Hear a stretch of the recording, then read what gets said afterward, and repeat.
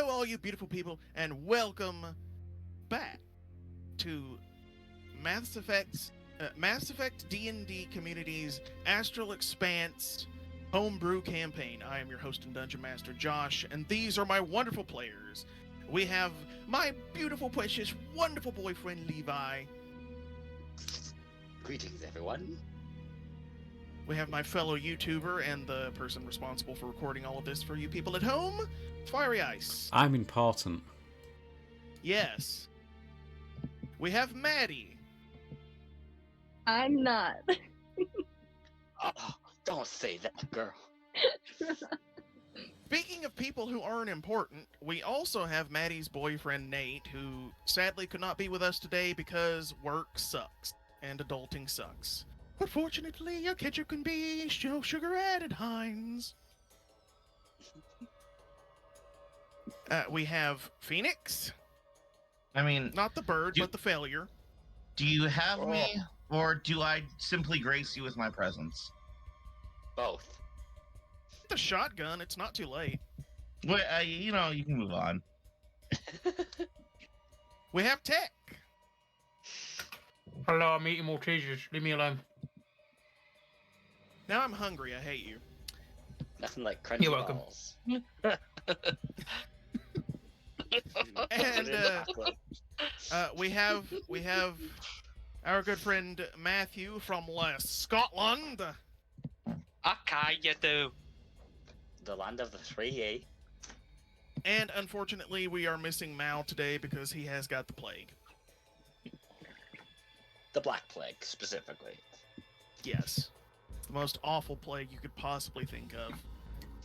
The 10 plagues of Christ. I mean, Moses. Sorry. I was raised Christian Baptist, and I haven't practiced in so long I forgot my biblical lore. Can you tell? No, I think you're right. Yeah, the pacifist hippie was the one that sent all the plagues.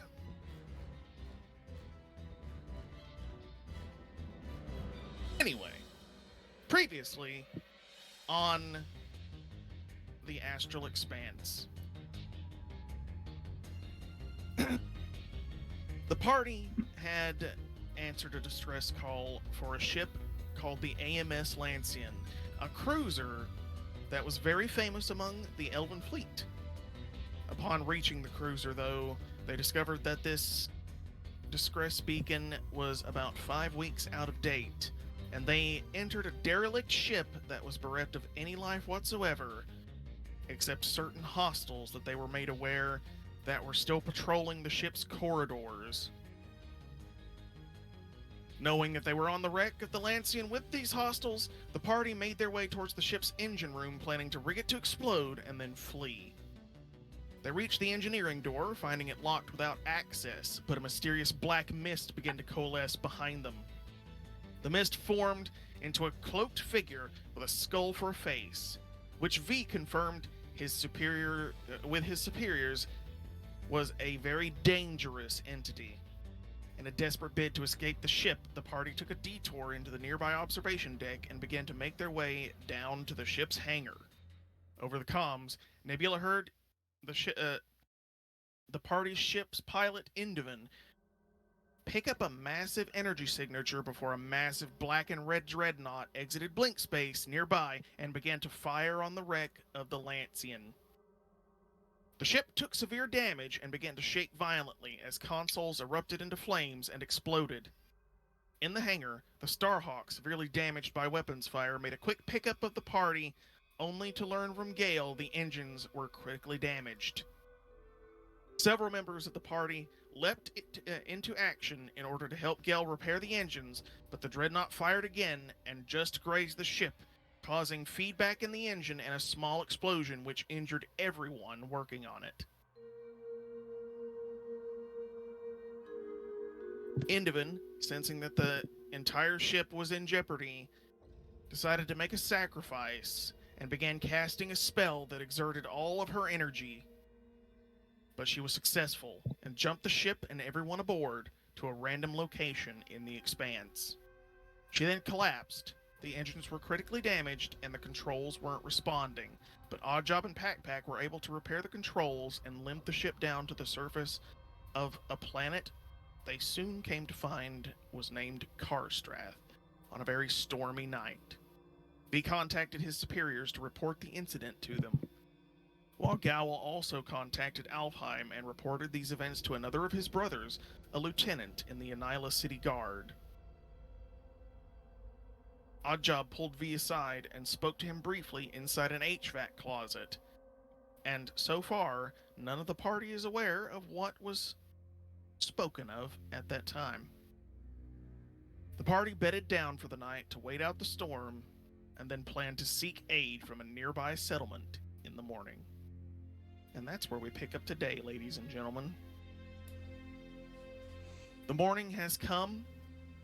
Daylight shines very somberly and weakly as the sky is still overcast. It still sprinkles a little bit of rain, but otherwise the storm has passed.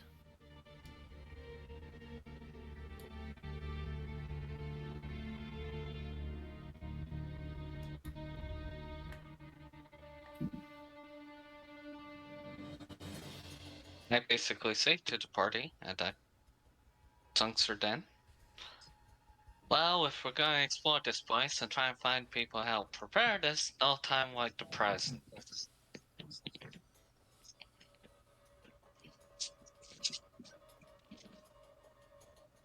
Well, let us go. Hang on one moment. I need to do my stretches. And you see, you'll see Dagg get down on his knees and stretch out his arms on the floor as he does a big tiger yawn. This unit must stretch too. The bolts are getting rusty. And does the exact same. Except Oddjob's arm just falls off.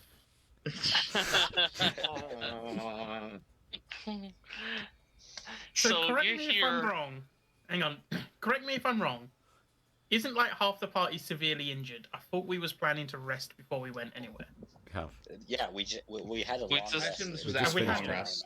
Yeah, this Okay, is sorry. after your long rest. You basically Okay. rested for the night. I just didn't press the and long you rest had a button. long rest. okay. Time so that must. I realized we leveled up and I forgot to do my manually rolling hit points. So go me. Wait, we're leveled up. Yeah.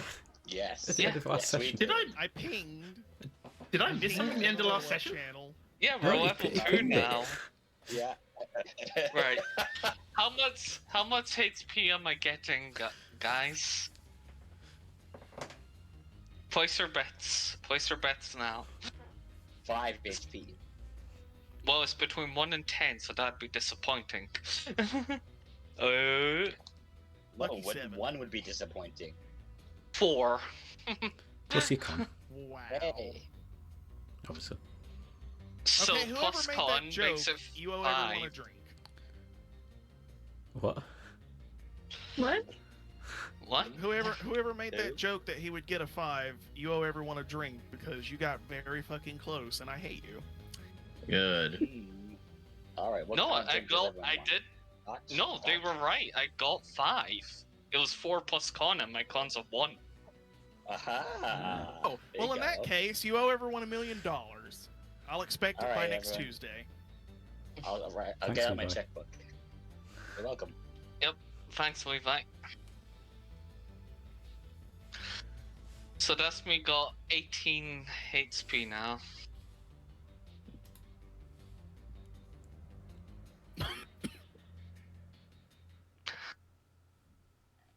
Yeah. Ooh, this is going to be interesting. That's for sure. So, the captain basically deigns to stay behind and help with the engine repairs, along with a majority of the crew, including Zex, who will tinker with a little bit of percussive maintenance. And by progressive maintenance, I mean he will bang the shit out of something until it either starts working again or explodes in his face.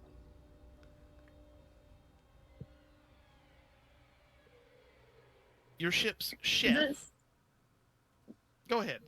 Go ahead, Maddie. I was just wondering, is it still like storming outside of the It's ship? not storming, but it is still drizzling, just a little bit of rain. Like occasionally you might feel like a drop or two hit your skin, and it's overcast, but it's not actively like pouring buckets of rain and lightning striking trees and stuff like that. That part has passed. Okay. I need to find a tab. Where is that tab? I'll find it later. I can't find it. Oh, no, wait, there it is.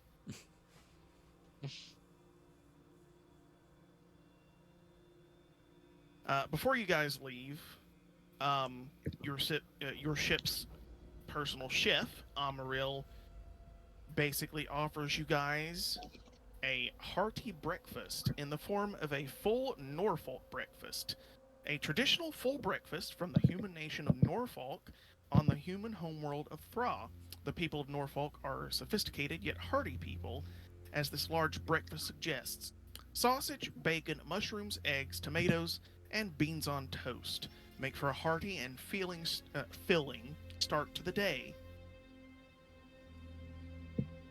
I basically say, I haven't had one of those in ages. Count me in. Odd Job goes up and like tries to eat it, and like he just there's just like a place where his mouth would be, and he just kind of like just keeps he grabs the food and just smashes it into his face. Yum, yum, See, yum. I thought he would have opened like a fucking laundry chute in his chest and just dumped it in. Dumped it straight in. Immediately out the other side. This is very delicious. Compliments to the chef unit.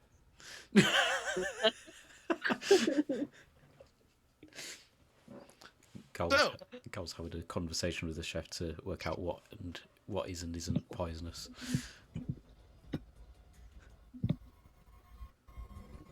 So, I need to roll for the quality of the meal, but every meal that he cooks for you guys is going to have a benefit. This is the gameplay part of your having a chef. This hearty breakfast provides a great boost of energy to start the day, granting temp HP depending on the quality of the meal, and haste for 1 hour without the negative side effects. Meal quality time. Here we go.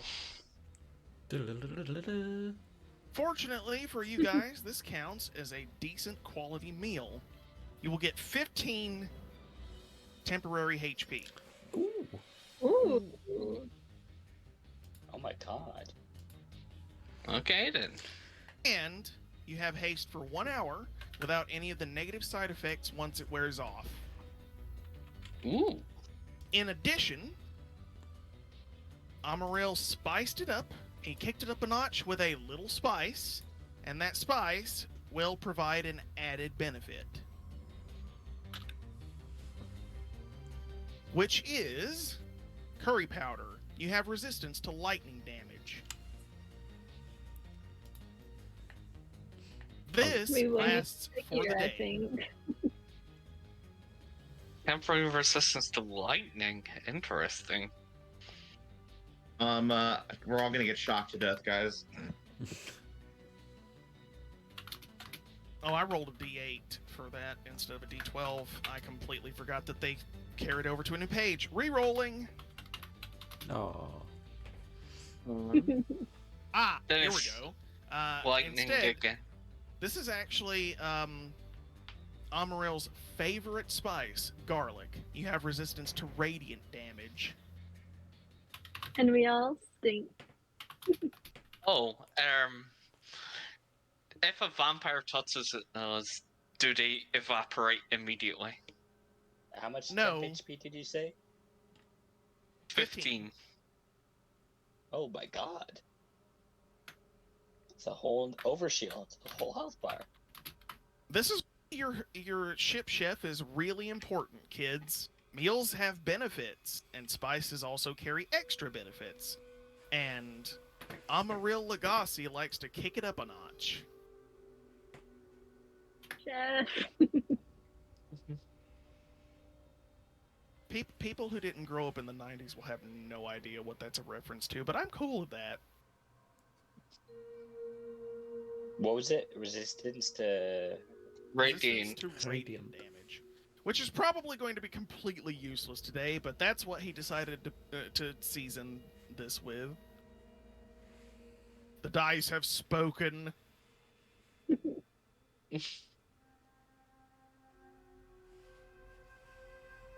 So, from the ship, you have landed east, on the eastern shore of a lake, with an island in the center. And now that it is daylight and it's not raining so heavily, you can see much better from where you are. I should also say that Drusilla, the elderly magi lady that hired you for travel, will also just quietly tag along, but she doesn't really say anything. She's just there. Unless you ask her about stuff.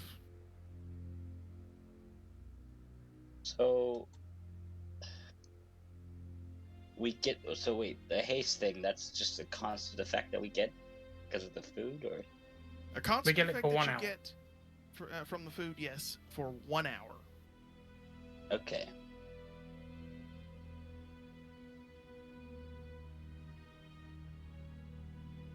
Upon leaving the ship, immediately around you, you see a Firewatch tower.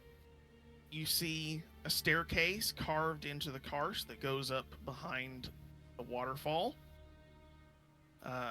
There looks to be an old mine shaft entrance behind the old waterfall. There's an island in the middle of the lake with a fishing hut on it. And there's a tree house in the giant tree at the center of the lake.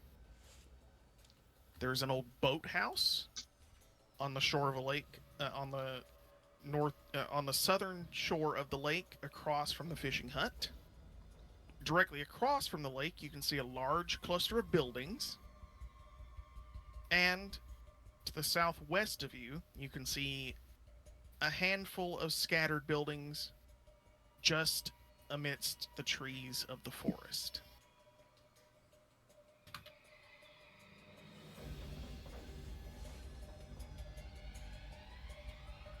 I think we should Right. head for the settlement. I think that's probably the best course of action. I agree with you. Should everyone go at once, or is that too... I don't know, could that be considered, like, threatening? Well, if we split up and someone's in danger, we might not get to you in No, time. no, I don't think anyone should, like, split up, but send, like, I don't know, a small group to go out. I think and- what Lilith is trying to say is you guys should send a liaison ahead of Yes. the full group. Yeah, Right. like one I'll or two people to go and say hello without the whole group being, like, intimidating or, like, weird. That's why I'm the perfect liaison, right? Well, I'm very brusque with spoken, so I wouldn't be any good at that.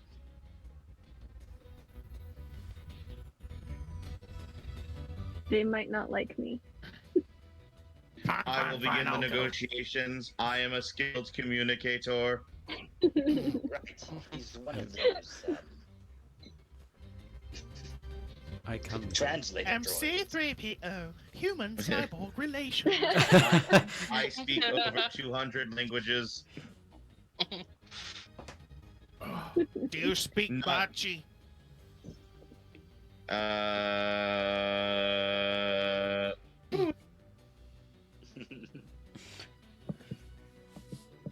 This is D&D, everybody.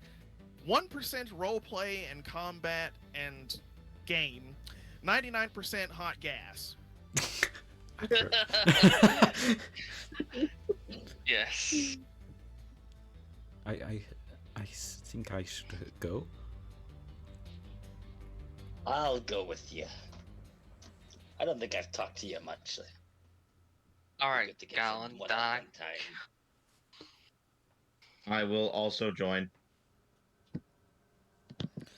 You just see the Who slightest sort of has like, high charisma? I do. oh, my charisma's I'm the- great. Oh, I do do the not. party have communication devices now? Ooh, good question. DM. I will say that the answer to that is yes. Your captain would Alright. have given you communication devices to keep in contact with A, each other, and B, the ship. Okay, I'll say. Gawhyl, Dagg, odds up, report back when you're done.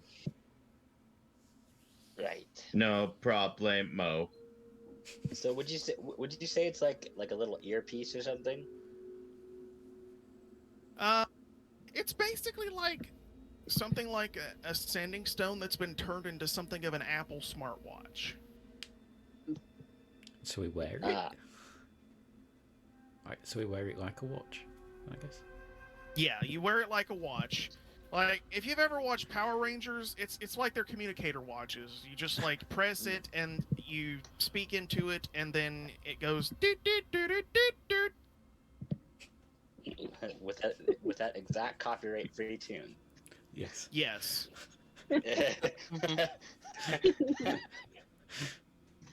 I'm just glad everybody. I'm just glad I'm joining in on this with my -2 persuasion. Anyway, let's go.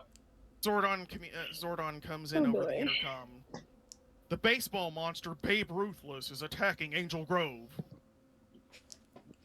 Not Angel, no. That was an actual fucking line from the show.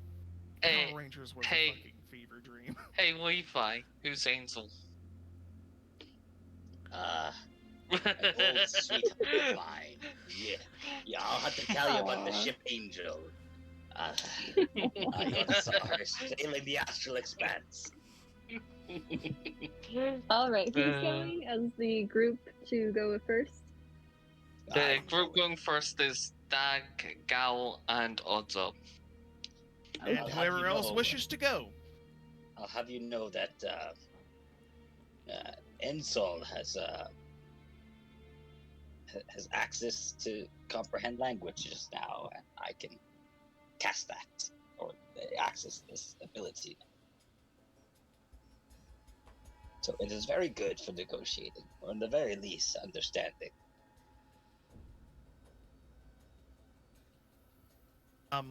The only real path towards where you need to go is south across the bridge. You could also try going up the stairs, but you'd figure getting back down on the other side would be a little bit of a bitch. All right, so we all have haste. I look to Gawhyl and I say, let's see who's faster, huh? I'm feeling like I'm ready for a run. And I start bolting.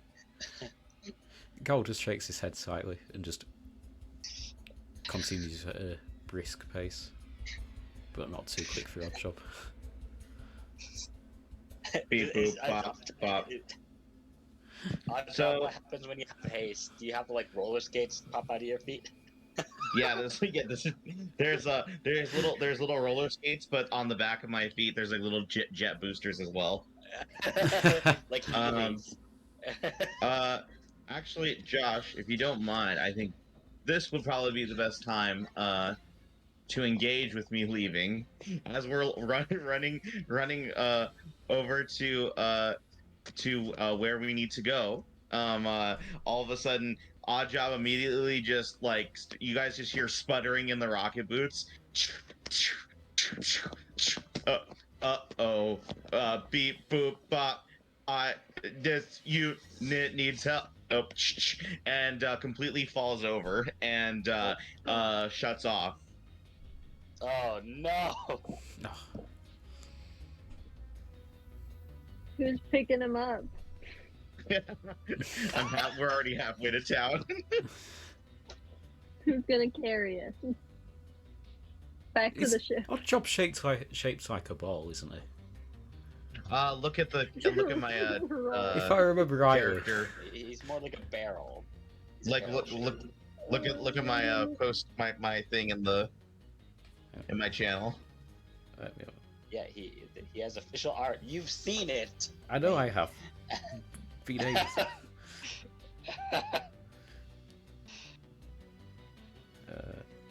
That's not the right server. There we go. That's the right server. Why are you in the wrong server? We could let him on his side. There's I think. too many to keep up with, let's be real. That's true. Fair. Yeah, I don't think he'll be rollable. Look at him. How heavy is Hot Job? God. I'll leave that up to Josh. He's mostly loose bolts and duct tape, though. He's basically a bunch of trash cans duct taped together. Trash cans full of lug nuts and bolts. And some frayed wires. That too. Those probably wouldn't be as heavy as the lug nuts and bolts. I think. Anyway, listen. It sounds like you guys have hard work. I'll leave you to it. All think- right. He's gonna Gawhyl's one- rust Gawhyl's- in the rain. Can I do an insight More. check on Odd Job just to see if he's just messing about with us or if something's going Yeah, I want to inspect him over. Ensel, what's wrong with this unit? And then I'll reach out with my Ensel's hand and touch his forehead.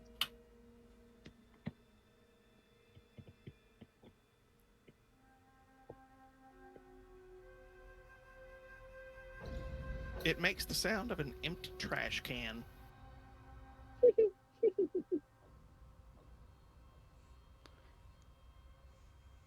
I think he asked what is Insol here, or what is Insol's analysis of the situation. Yeah, I said specific. I did say those words. Yes.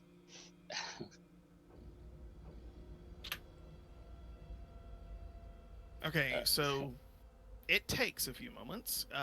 Insol, you hear this unit is recuperating.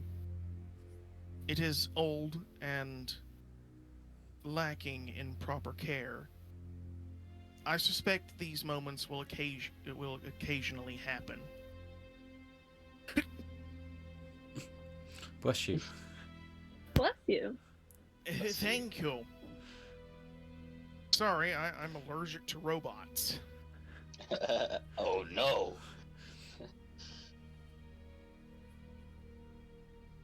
I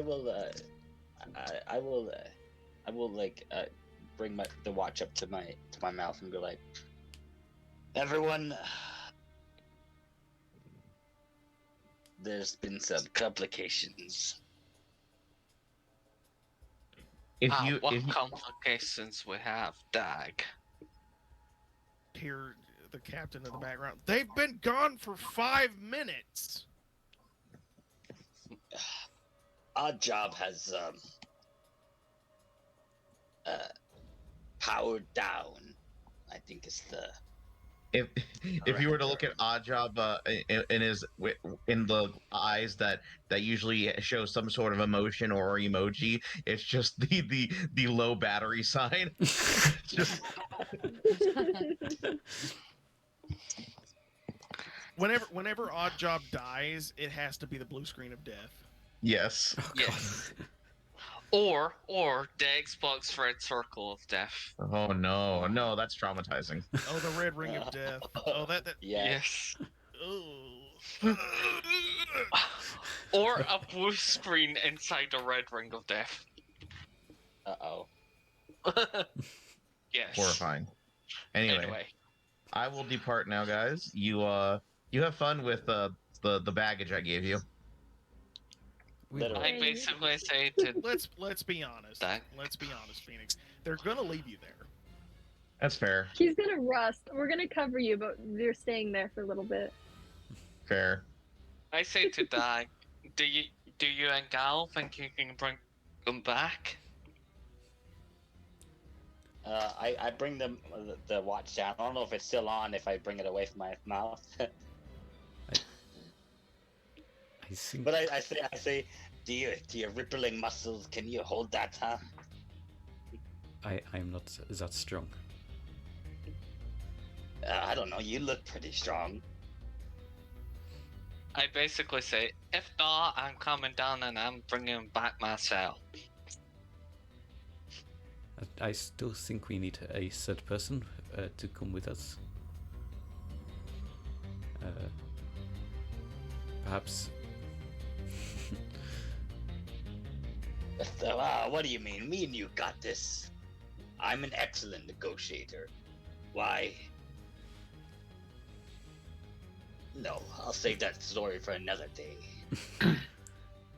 We can go. Just make sure we give them the coordinates so that they can find him.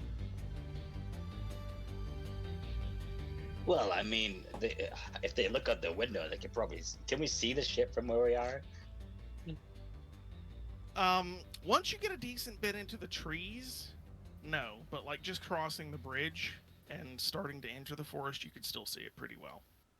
Once you enter the forest, though, no. Where did we get? Like, where did where did Odd Job stop? Given where he stopped, I would say he probably clonged on the bridge. Yeah, so he's probably visible from the bridge or from the ship. I basically go over retrieve them then. I think as soon as Gawhyl sees that Threava's on her way, he just goes, I think we should start moving. Lead the way, Furball.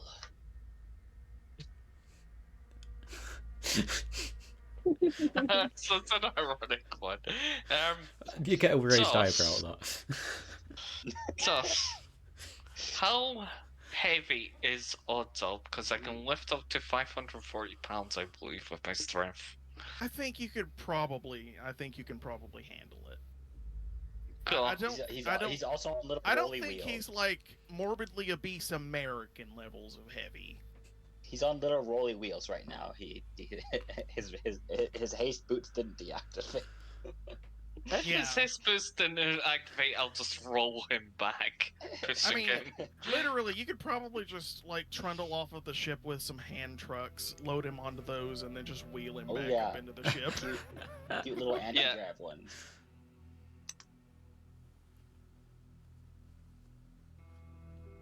This is chaos. So is everyone going to the settlement? I mean, me Well, and Dagg at the moment. Of everyone, there's you and Well, so far, I believe the original away party was going to be Dagg, Gawhyl, and Oddjob, but then Oddjob just fell over and died. So, unless somebody else wants to take Oddjob's place, it's just Dagg and Gawhyl.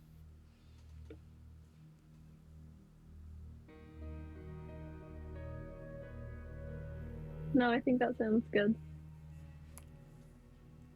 Excellent. Okay. so. Where are you from, Gawhyl? I've forgotten the name of the point. Well, this is a can of worms I didn't expect to explode open this quickly. It's. I've completely forgotten the name of the elven planet. My mind has gone. Alfheim. That's the one. I am from Alfheim. Have I been there, Yes, Mr. DM? I'm pretty sure. No, like before, previously. I think you were with the party when they went to pick up Gawhyl. Let Or me was let I- me just check my notes. I think Levi's just been in general. Let's see. Because I was picked up and I was passed out, right? Yeah, I think you were still out when they came to get me. I think. And Lilith, actually. Yeah, okay, that's right. That's right, you're right. I'll just check my notes. You are correct. Yes, but I was also mentioning before, in the past, would Alfheim been on a location the Cerulean Corsairs have visited? I think is the word I'm looking for.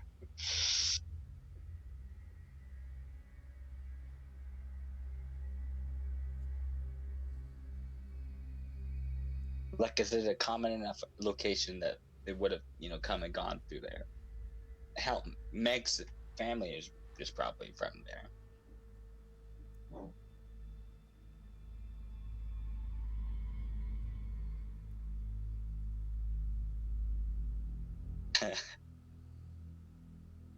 You boys roleplay. Well, I asked you a question. I don't know. He's if waiting you for an want to give answer. or not. Sorry, what was the question? Has he Oh been my to God. Alfheim before? I would say as a mercenary, yes. There would have been reasons to go there before. Okay. I speak a little elfish. It's good to hear. I've lost the accent completely. Carry on.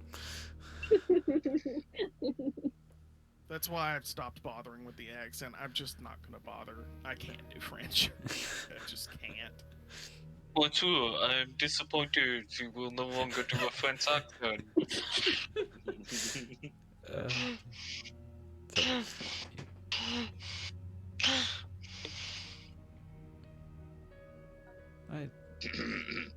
Let's see if I remember anything. Je suis un Dagg. Oh How's my. that? Gawhyl just starts speaking really quickly in full Elvish. Just complete load of nonsense, but he says it really quickly in that dialect. Dagg's nodding his head, not understanding half of the words. I'm going to insight Okay, I will deceive you. that. Beat a nat 20. Oh my god. Okay, let's roll my Oh. discussion. Let's see if I roll that. Where were you yesterday? Oh, We're that wasn't busy that being one. disadvantaged. That Oh, goodness. Yeah, Gawhyl's just got to keep going. He knows that he can't understand a word that he's saying. He's just saying complete rubbish. Making it sound like he's telling a story.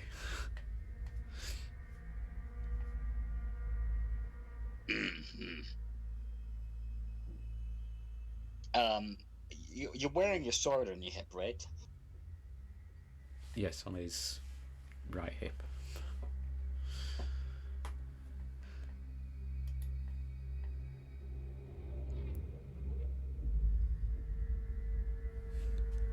I'm waiting. Most people don't use weapons like that anymore. Nowadays. As I motion my hand towards the blade on your hip. It is what I have learned how to use. I can use it fairly well.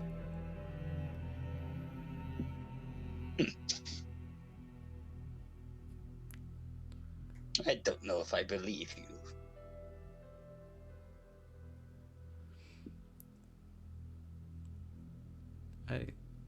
You'll see when we have to fight. Besides, I don't always have to use a weapon. That's right. You've got claws on your hands, like mine. And I hold up both my hands, but only one hand has claws.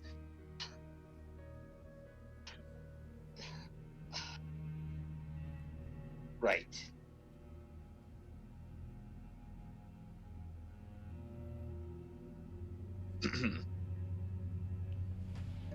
How much farther is this settlement? Gawhyl's not particularly the type to be telling stories. Let's put it that way. You know, this reminds me of a time I was lost on another planet. It was uncharted. It was mostly an ocean world, which, you know, for a corsair like me was a dream. There were several island chains. One of them was a volcano, except instead of hot lava, it spewed ice.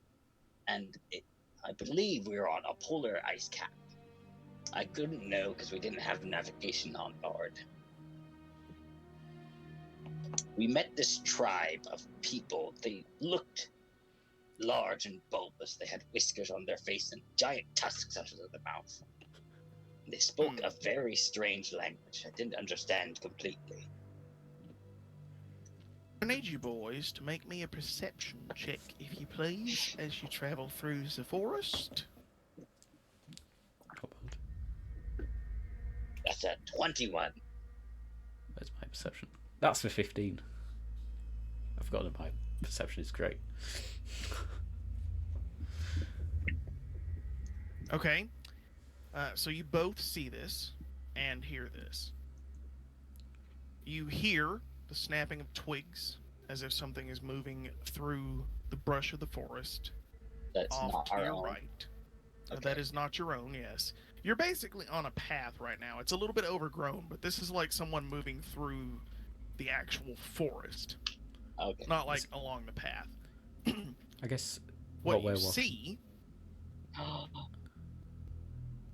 Fiery, Gawhyl, you see a figure.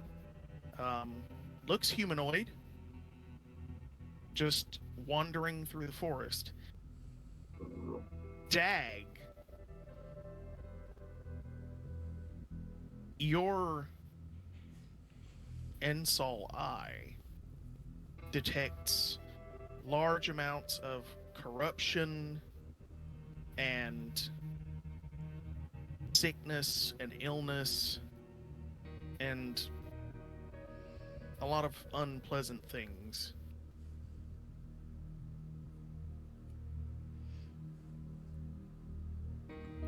I say quietly to Dagg, you see the figure to the right. Yes. It's sick. There's disease ridden. I hope you're up to date on your shots. I don't know. I think we should perhaps move a little not swiftly. Right. See what sort of Has it place been an has. hour yet? Are we still hasted? You are still hasted. It has not been an hour. It's been at most like 10, 15 minutes. What do you say we race for real, huh? I think it's time Right. to get away from the danger. I tap your shoulder, say, "Tag, you're it," and I start running as fast as my haste allows me. My standard movement speed is 40. Oh my god!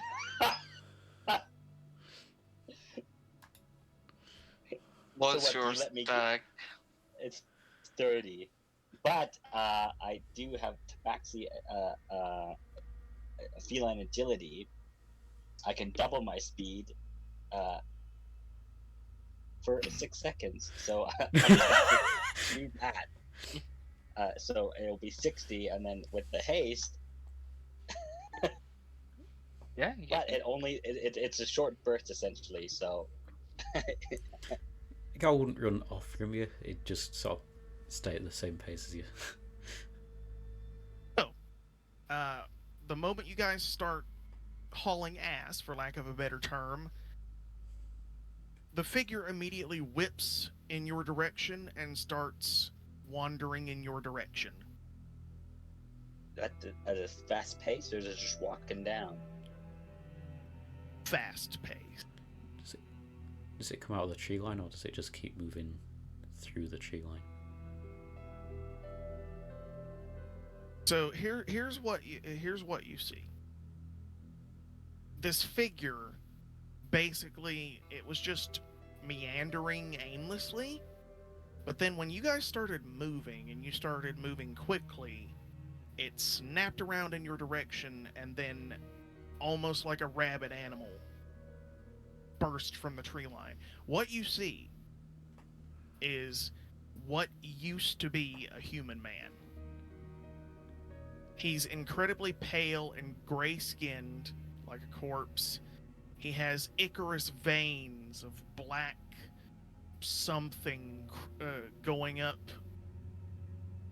his face and all down along his arms. He's covered in pulsating black tumors, and several parts of his body have been completely misshapen. He's hunched over. He has these horrific growths along his shoulder blades, and his fingers are twisted and mangled, almost into like claws that are brittle and rigid. His mouth is all the way open, and it's crooked at an angle, like his jaw has been dislocated. I glance at it and I say, and so what am I looking at? And I'll use my detect magic invocation. Okay. So, tell me what this does. Read it to me. For the duration, you sense the presence of magic within 30 feet of you. If you sense magic in this way, you can use your action to see a faint aura around any visible creature or object that bears the magic. And you learn the school of magic, if there is any. The spell can penetrate most barriers, but it is blocked by a 1-foot stone, 1 inch of common metal, a thin sheet of lead, or 3 feet of wood or dirt. Okay. So both of you hear this in your head. You hear Insol reply, "No magic detected."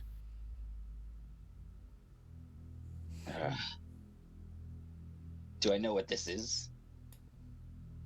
No. You haven't seen anything like this before. This is clearly like a person who has either died and become this, or died because they became this.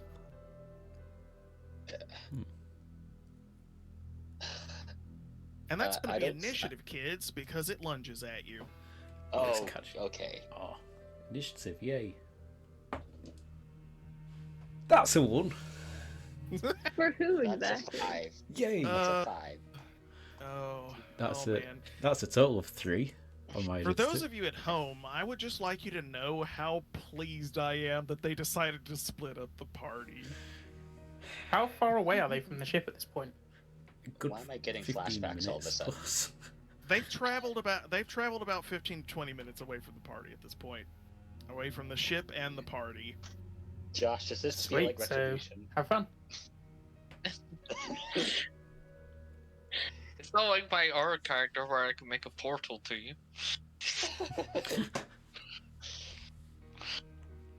Let's...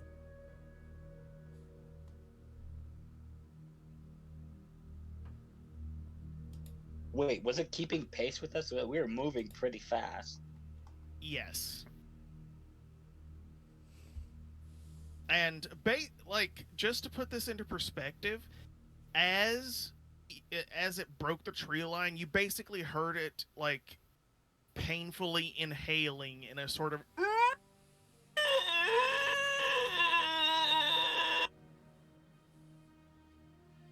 That doesn't sound concerning at all. You guys are totally going to be fine. Yeah. You'll be fine. Mm-hmm. You'll be completely fine.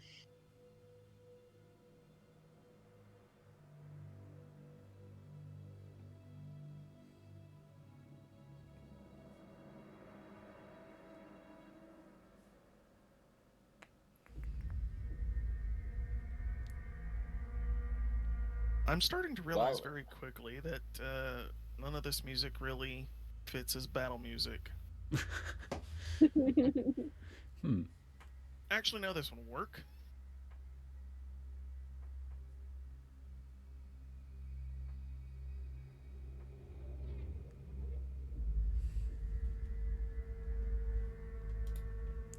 Do that real quick. Then...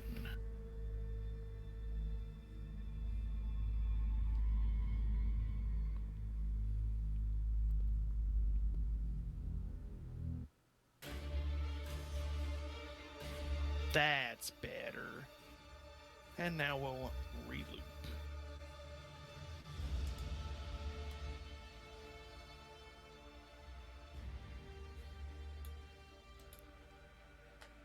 Who does it lunge at? Because we're kind of side by side from each other, right? It basically lunges at the two of you as a group. Now, what did you say your initiatives were? 3. 5. Oh, my dear God. Good luck. Ooh. This is amazing. Fiery might actually be about to lose 2 characters in the span of 72 hours. Not if I have anything to do with it. Let's just see what the creature gets. A 1.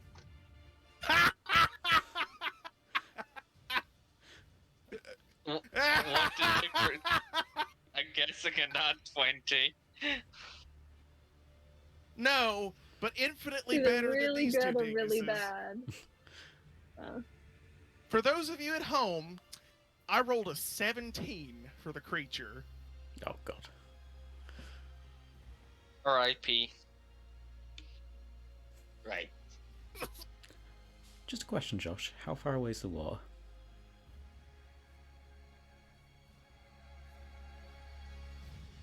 You cut out, mate. I said how far away is the water? How far away is the water? Yes. The lake from the path that we're on. Because we're sort of going around the lake, I think. My geography's right. Well, if you went straight along the path, you are about as far away from the lake as you... Actually, you're probably about 5 minutes closer to the lake, but you're still about 10 minutes away from the lake.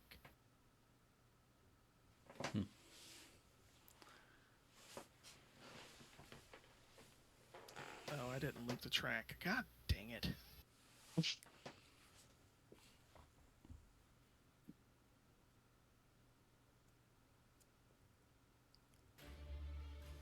This time I will actually remember to loop it. Now, it is the creature's turn.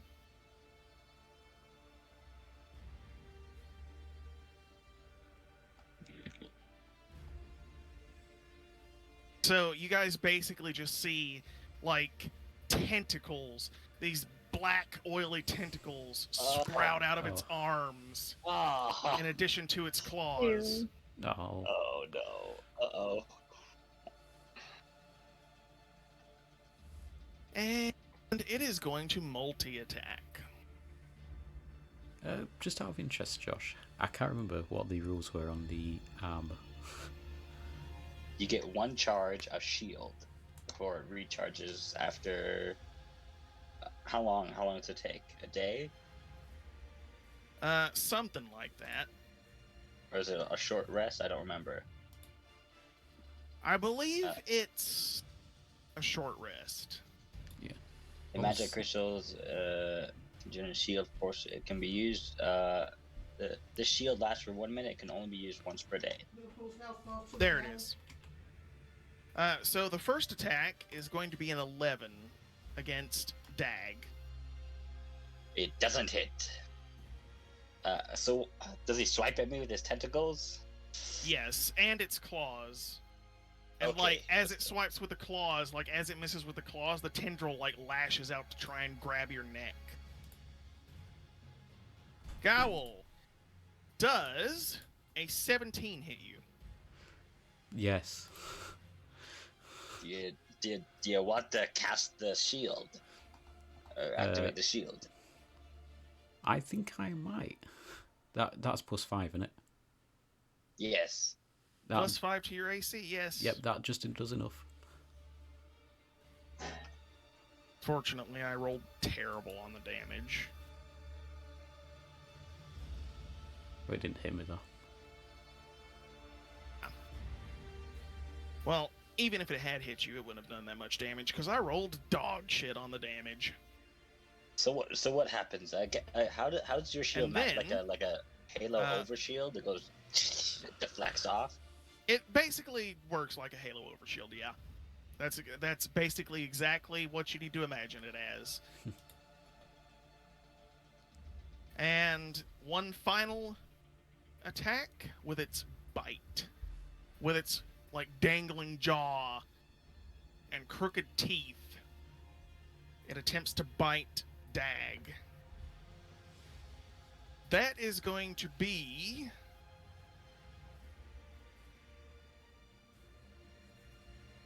That's an 18 to hit you.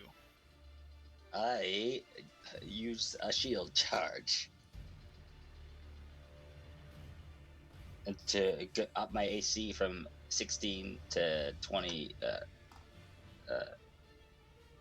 So it 21. lunges. It lunges to bite you. Yes, that will indeed save you. But you've already blown your shields, and if it hits again, good luck. Yep. So it lunges at you, and with this distorted jaw and mouth, it just tries to like bury its teeth into your shoulder, and it is rebuffed by this shield. That's all it can do. Dagg, what are you going to do? Also, Gawhyl, what is your max HP, please? 18. Thank you.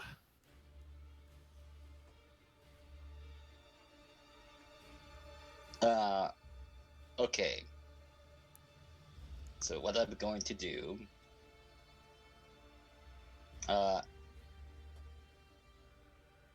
I will, I'll take the the opportunity attack, and I need to get back. I'm not a close range fighter. So I try to jump back and get some distance.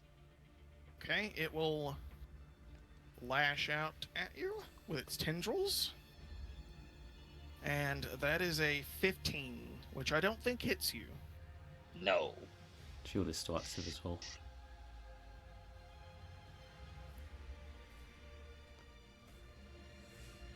Okay, so I'm going to set up. I use the Hexblade's curse on this thing as a bonus action. It gets cursed for 1 minute, and I get a +2 to hit. I get a +2 to damage rolls, and I can critical hit on a 19 or a 20, and I gain 5 HP if it dies. So Okay. it takes 2 extra damage for me, and then I basically, that was my bonus action, and as an action I whip out the rifle from my back. I will move my full 30 feet back, like my full 30 feet back, and fire my gun at it, my R63 fire shard rifle. Okay. Ayar.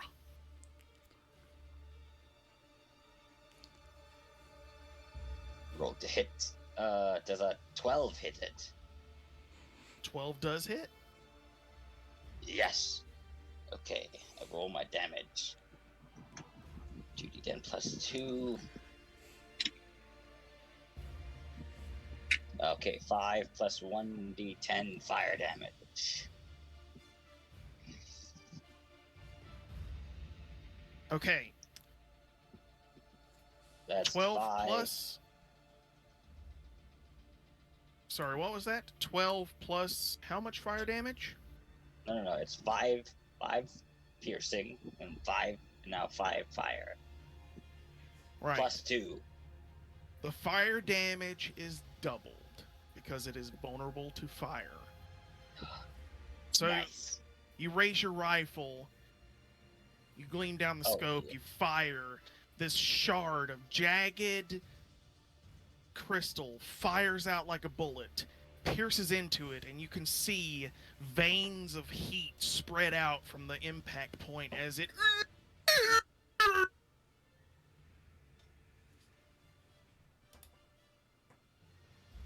It takes 15 damage instead of 10. Plus 2. It's been Warlock hexed. Hexblade, it's been cursed.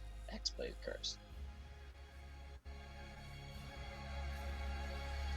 Wait, it says I gain a plus 2 bonus to damage rolls. Is that every damage rolls? I don't know how you'd rule that. If it says damage rolls, that I would consider that to be every damage roll. So the fire and the piercing? Yes. Okay, so then those 5s become a 7. 7?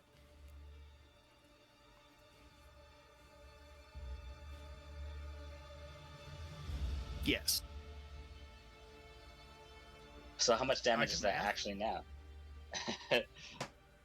Okay, so sorry. What were like the different numbers for the piercing and the fire with the 5 plus each. 2? With 7. They're both 7 because they're both 5s. 7. So it would be 14 total damage then. What? 7 plus 7 is 14, is it not? Correct. Yeah, but the fire damage is doubled.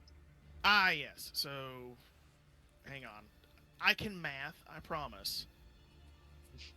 So, 14 plus 7, it would have been 21 damage. Holy fuck. That's quite good. Yeah.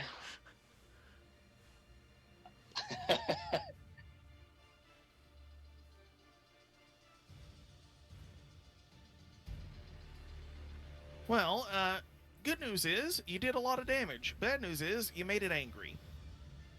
As I pulled out my scope, I just smirk and I say, "Let's see you top that." All right, Gawhyl, show me what you got. I would like Show me to what you got, Wall. bring out my sword and slash at it, taking the opportunity of while Dagg is going away. I imagine this is like the same movement as Dagg's running off, so it's going after him. I'll Yeah. turn around Real and combat. slash with my sword. For a total of 7 to hit. 7 does not hit. I will get out of dodge, and if there is a tree within 40 feet, I would like to start climbing it. Okay, well, you have a climbing speed, correct? Correct. Otherwise, I won't be doing it. Do you take an opportunity attack? He's already used it. Oh, that's right. He's already used it on you. One reaction. I think that is everything I can do on my turn. Righto. So, it sort of seems to like stand there almost looking between both options of its prey, and since Gawhyl decided to try and climb the nearest tree, it will use its movement to go over to that tree and then start climbing itself, wrapping its tendrils around. Oh, Oh, God. like a rope. Funnily enough, it has a climbing speed, kids. Oh, I does it? love homebrew monsters.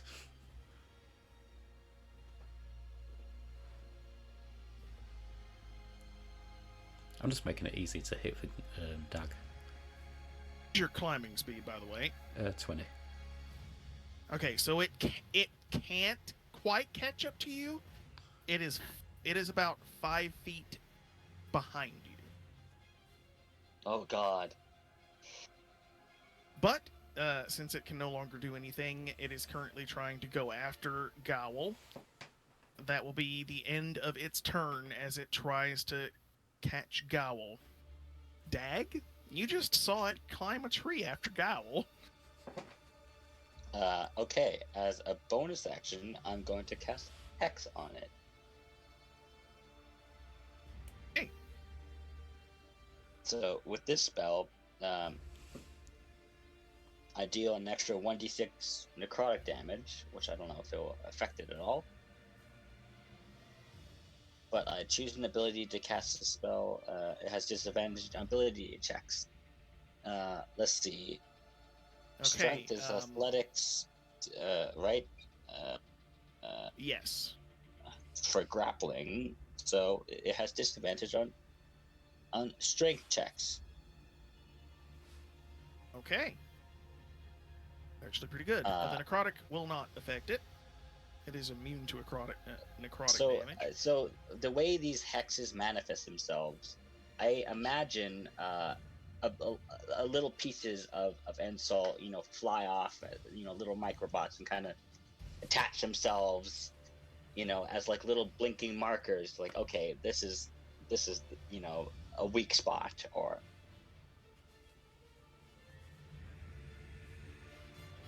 Pretty appropriate.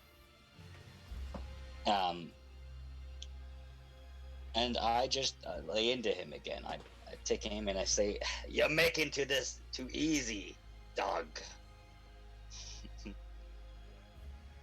And I shoot him. Okay. Nat 20. Oh! Oh, Ooh, lovely crit that is. This is gonna be a lot of damage. Oh, yeah. It's still fire damage, am I right? There's Yeah. 1d10 So the fire damage, and the fire 4 damage is gonna get doubled twice.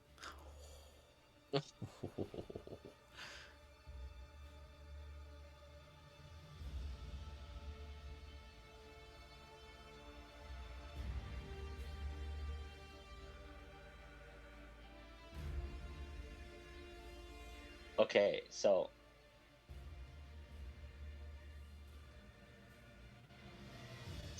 do you want me to do? So how does crits work, Josh? So you max damage, and then you roll on top of that. Okay. What is your damage? I'll get a calculator.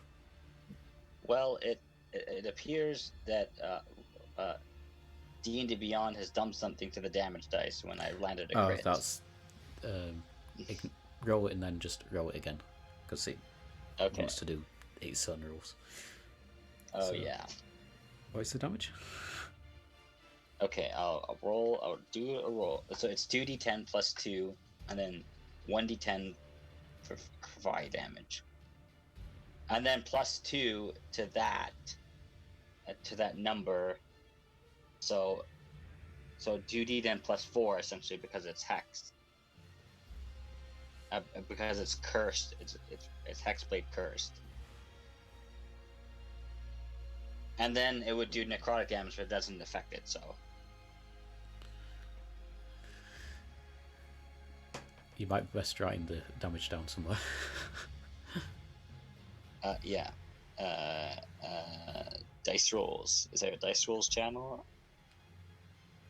Hey, yeah. or I could If put it in. not, just put it in session text. Yeah.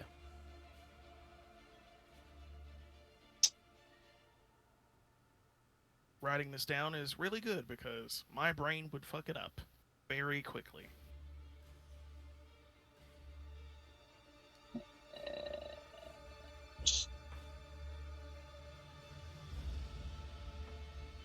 Session text. There we go. Right at the bottom. Okay. 2d10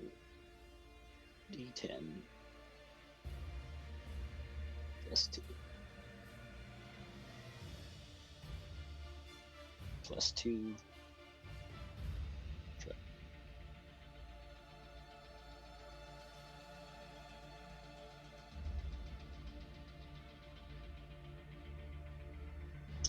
and then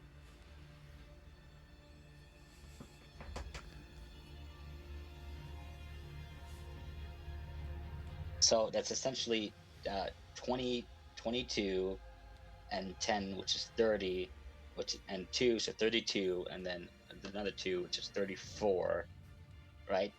Max damage. Right? So that's 22, 24. Plus 1d10 fire. Which is doubled, so that's 40. No. How many, sorry? 30. No, it would be 40, wouldn't it? Yeah, 42, 44. Now do your 44, actual okay. rolls. Okay, alright. Good God. Crits are great. Prepare for a lot of Piercing stinging. damage. Piercing damage 14. Plus 2 is 16. So, And then 1d10 fire damage. 60.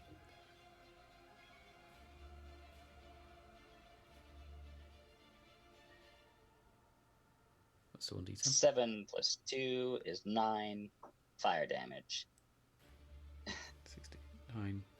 78? 78, I think. Oh my god. So much damage. That is unbelievable. This thing. Right. So has the total been 78. 78? Okay. Jeez, oh my gosh. What?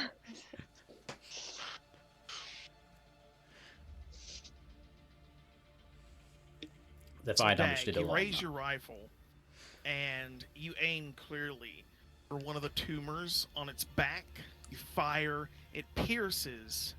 The tumor explodes in a steaming shower of goo, and the heat lines spread out through other tumors and burst those as well, and you hear it shriek inhumanely in this ungodly cacophony of agony and pain. But it's still climbing after Gawhyl. What? What? Oh no. What? Little P, please can I- nerf in the next patch. I want to radio. Can I radio out? Speaking, Just remember, this thing was designed for 6 players to go again. Yes. I know. yeah, it's Still. almost like the party splitting up made this a lot more interesting. Also, everyone- minimum of 6 players, maximum of 8.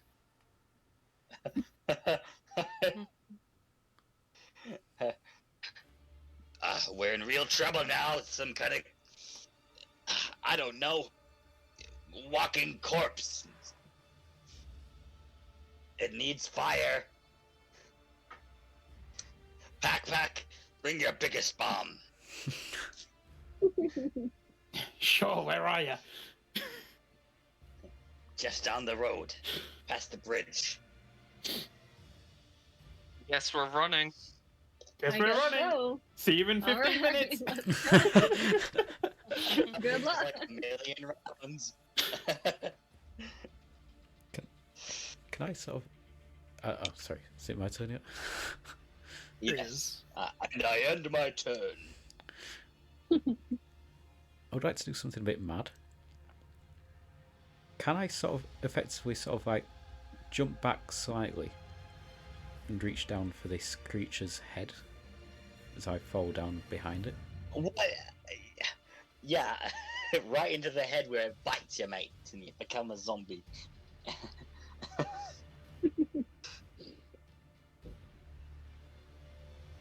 Josh? Okay.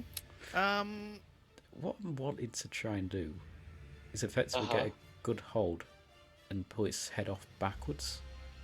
Oh. Ew. If it hadn't just taken that 78 damage, I would have said no, this was impossible. But I will say now, you can certainly try. What do I need to roll? Please. First, make me an acrobatics check. Acrobatics, cool. You flump on the I'm rolling ground. real well. That's an 8. Oh, you do flump on the ground. So, you jump back, and as you start to fall, it catches you with a tendril and swings you down into the tree. Oh. Does he take damage? A Constitution saving throw. Oh.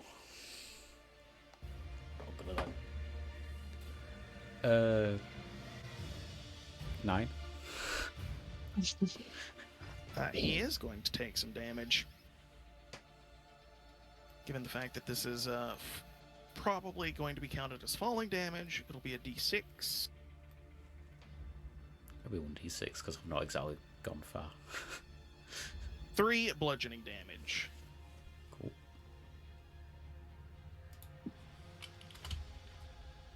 Well, this situation is it's unfolding. I will also say that acrobatics check was your bonus action, so you can still use an action. Does it? I'm sorry. Does it count as grappling him? Like, is he holding on to him? I would say yes. This would count as grappling, which I will make. We need to roll for. I will make a strength save for this at disadvantage, and I'm already rolling badly. Gawhyl, you slip out of its oily black tendril and fall to the ground. I'm not that high up. Yeah, I'm probably already like just literally 5 foot above the ground. If it's already grabbing. Yeah, with the arc of swinging and smacking into the tree, you're like. You take another 2 points of bludgeoning damage. Oh. Now that I'm actually on the ground, this thing is very exposed on the tree, isn't it? Yes, but you are currently prone. I'll stand up. Excellent.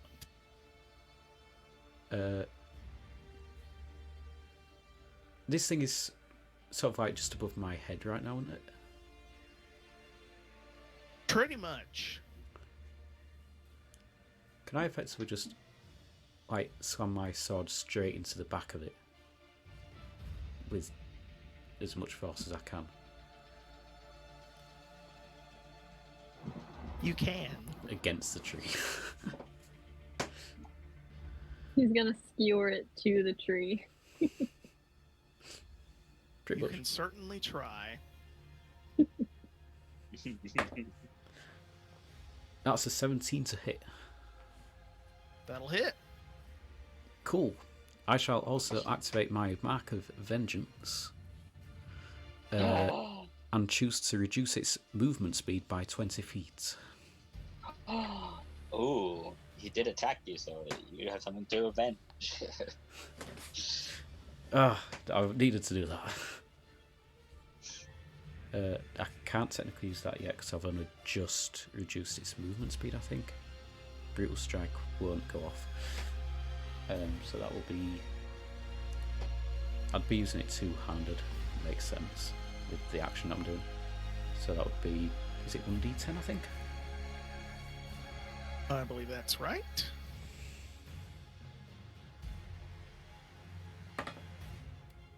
That is a total of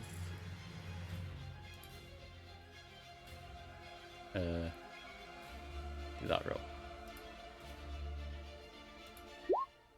Other way. So it's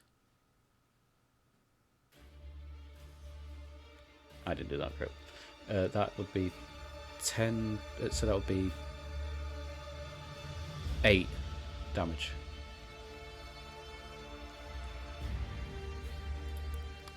Damage. And I'm going to back away from it as far as I can go to get some distance. Remember, you've only got half your movement because you stood up from being prone. That's still 20 feet. And I know I've slowed it down.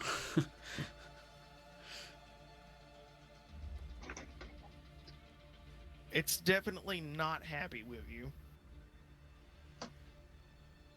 The best thing, though, is that, like, it doesn't have range.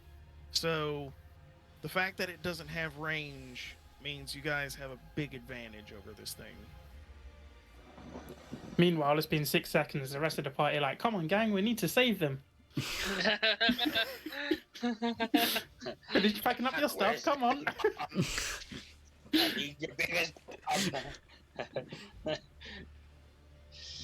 If I left like a big vertical scar down its back now. And this Icarish black goo is currently pouring out of it.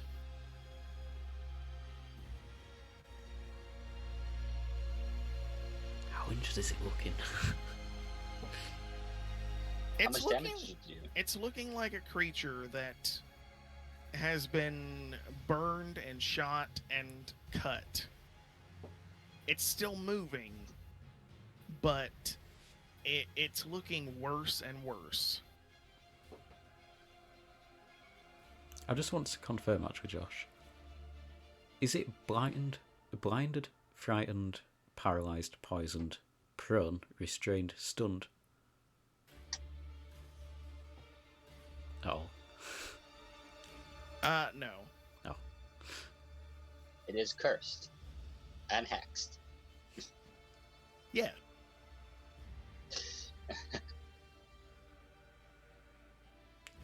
Does it already have its movement speed reduced? No, it had. Oh. It does have disadvantage on strength checks, though. Good.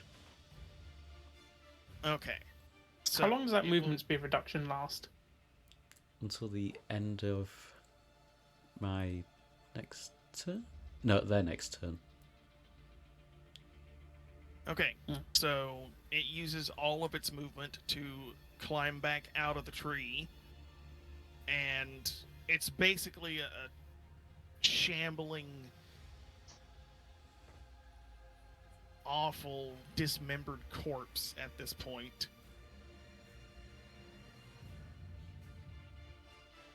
And that's really all it can do, but it is still going after Gawhyl. Yes. It's just it's not even like it's got a grudge against Gawhyl or anything. If it was going to hold a grudge against anybody, it would be Dagg. But this is mindless hunger. I Anyway. also have less meat on my body. Anyway, Dagg, Yes. we're back to you because it just used all of its movement and it can't do anything else.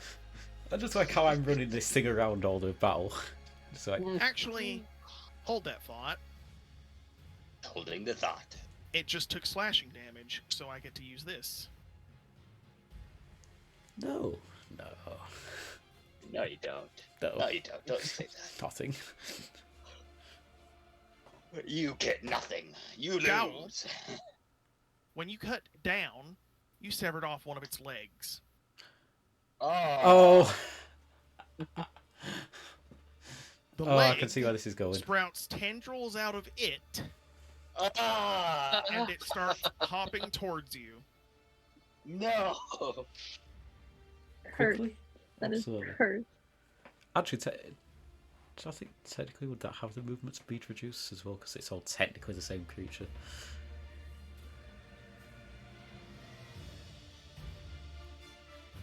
But it can't really reduce by half because it only has a 5-foot movement speed, so at best it can move like 1 foot. Like, literally, it can't move any slower. No, I can move 2.5 feet per turn. Yeah.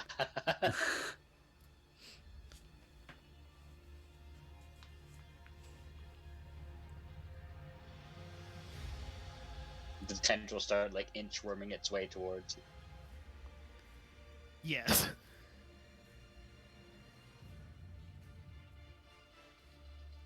Okay, Alright, Dagg, you may go now.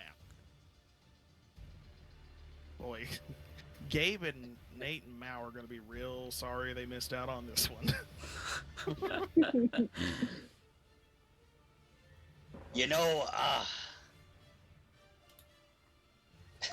in terms of combat, I haven't been impressed yet there. And I take another shot at it. Okay. I crit on a 19, so if I roll a 19, then that's also crit. That's not a 19, but it's a 17. That'll hit. Alright, I will roll damage. Okay. Wow, okay. Piercing, that's almost max. That's 12 plus 2 is 14. And then fire damage, 1d10.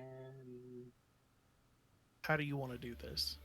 Oh my god. Oh. Okay. So, being super cocky and all,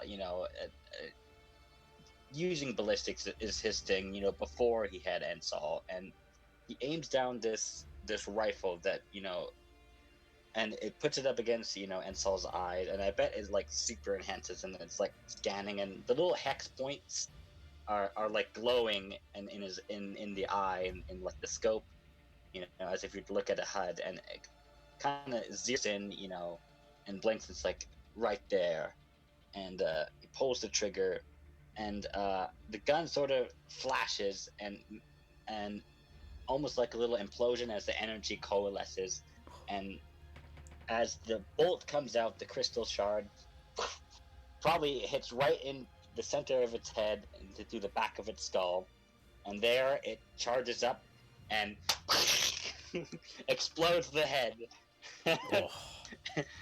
in Black Icarus gory fashion, probably all over Gawhyl. Oh dear God. Okay. Combat's not over yet, kids. The leg. Oh no! The leg does die as well. However, coming out of the next dump is a large, black, leech-like creature. Oh. How large? Like a dog large? Cow large? This thing is probably about the size of, I would say, an ocelot. Okay, a little kitty. That's still pretty large for a leech. It is not, however, a leech. I need to update the turn order with this Script order. creature. Okay, it's a good thing I pulled up its stat block. Oh, are we still hasted? Do we have a +2 bonus to our AC? That's fair point. I Yes. forgot about that. Oh, okay. That's right. Is there conditions? Is there a hasted one? I don't know how you do it in Roll20. I know you can do it in D&D Beyond. Grappled, I rolled not so invisible. shit. I don't think there is a way of doing it in D&D Beyond. You can just update your AC.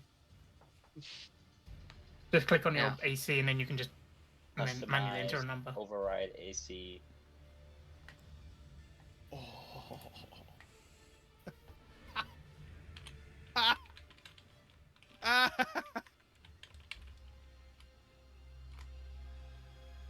Okay, there we go.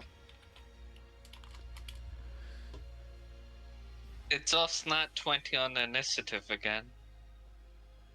Oh, but I still like, even with a nat 1, the initiative for this creature was so good, it still ended up as 1 better than Dagg. Great. I mean, you also get an extra attack action as well, right? Oh, did we? Read the haste spell. I've put it in general chat. Oh. Oh yes. That Go on, action can you only know, use can't you one say- attack. Okay, Obviously, well, put it in general, okay. not session.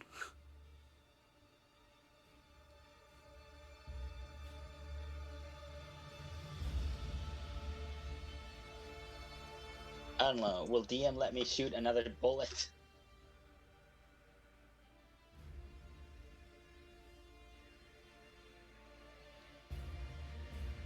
Well, there's still the next turn. This thing has... It's up to you. I don't know how you want to rule this.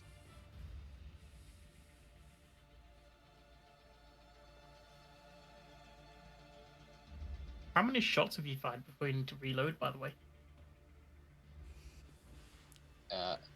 It has the reload property. I don't know. Because mine's 8 shots before reloading. I think it's It done doesn't say. 3 shots so far. Yeah. 3, I think, is how many's been shot. You've got an R66 fire shard.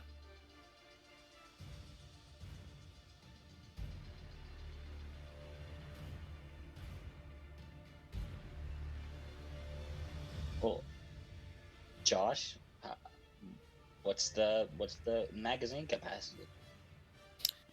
Let's see.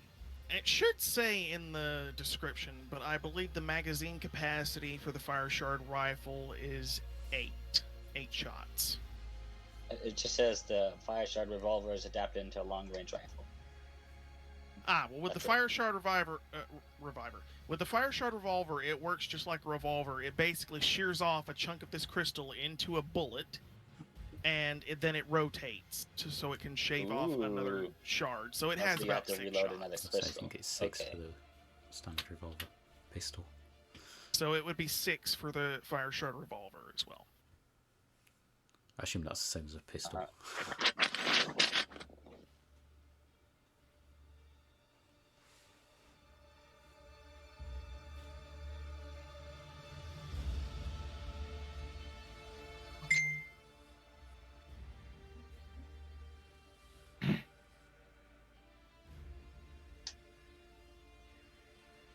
Okay, so what's happening now?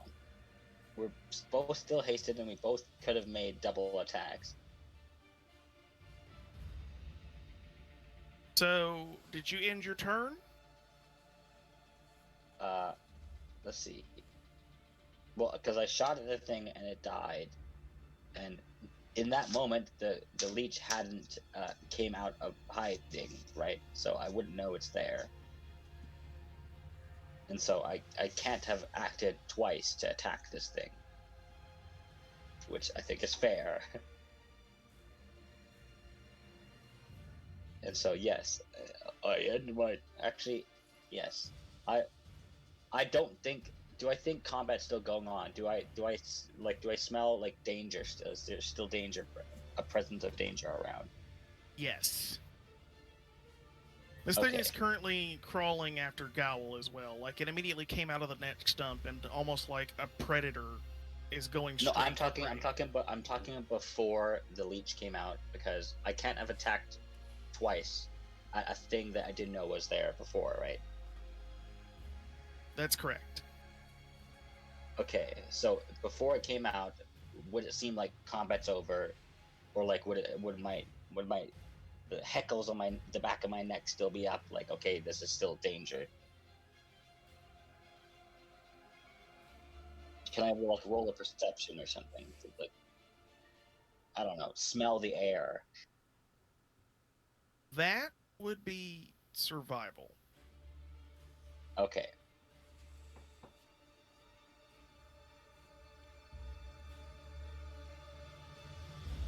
That's a 19. With a 19, yeah, this thing, before you could smell a sort of taint coming off of this thing. This smells like the most concentrated version of that taint.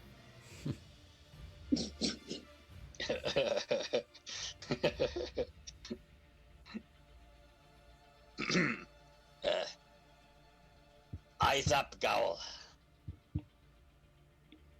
Yes. And I end my turn. There's nothing more I can do. You're covered in black ichorish gore. He's not bothered by getting covered in stuff. It reeks, by the way. Your poor puppy nose. It smells like a combination of rotten beef marinating in motor oil. Oh. You know, the best part about D&D is how the DM describes things. Yeah. Yeah. So Nasty. He's probably not bothered by that, to be honest. He smells worse. He's a pupper. He has a very sensitive nose. He does. But equally, he's probably experienced worse spells.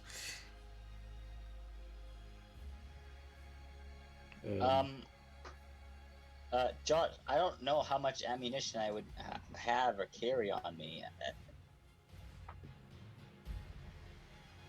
For the time being, we'll say that you have at least 5 fire shard crystals that you can load into the chamber of your rifle. Okay, so I have, and each crystal is 6 shots.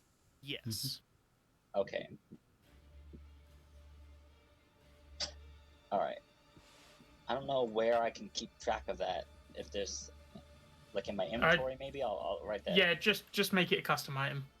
I've got Magicite crystals 5 in my inventory. Okay. Righto.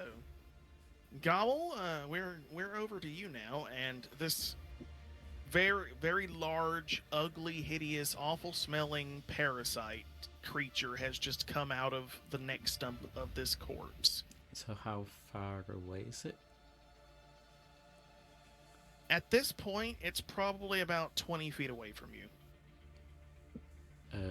Josh, I am gonna fire my pistol. Okie dokie. For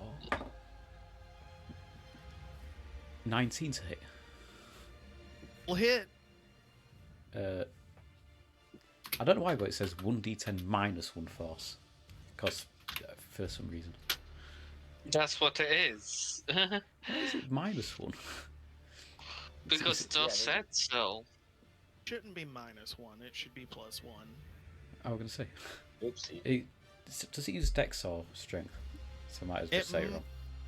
It should use dex. That should I be think. +2 then. I think I just said Yeah, it wrong. I have a -1 to strength, so my unarmed attacks is 1d6 plus -1. So 6 1d10 +2 then. That is a. Why is my brain doing that? 8. That's 8 to hit, and force damage. Yes, force damage, and I think I get to do my Mark of Vengeance again against this creature. Okay, what was that I think. damage? That would be 8 damage. Okay. Oh, I would have healed 5 HP if I was damaged at all, because the creature died, and my hex can move to this creature. It definitely does not look happy. Well, you can't really tell how it looks. It doesn't sound happy. It makes a horrific screechy noise. I think I can use my Mark of Vengeance again. I'll slow it down by 20 feet movement. And I'll do my second action, which will be a second shot. You do like a cool twirl to fire it again.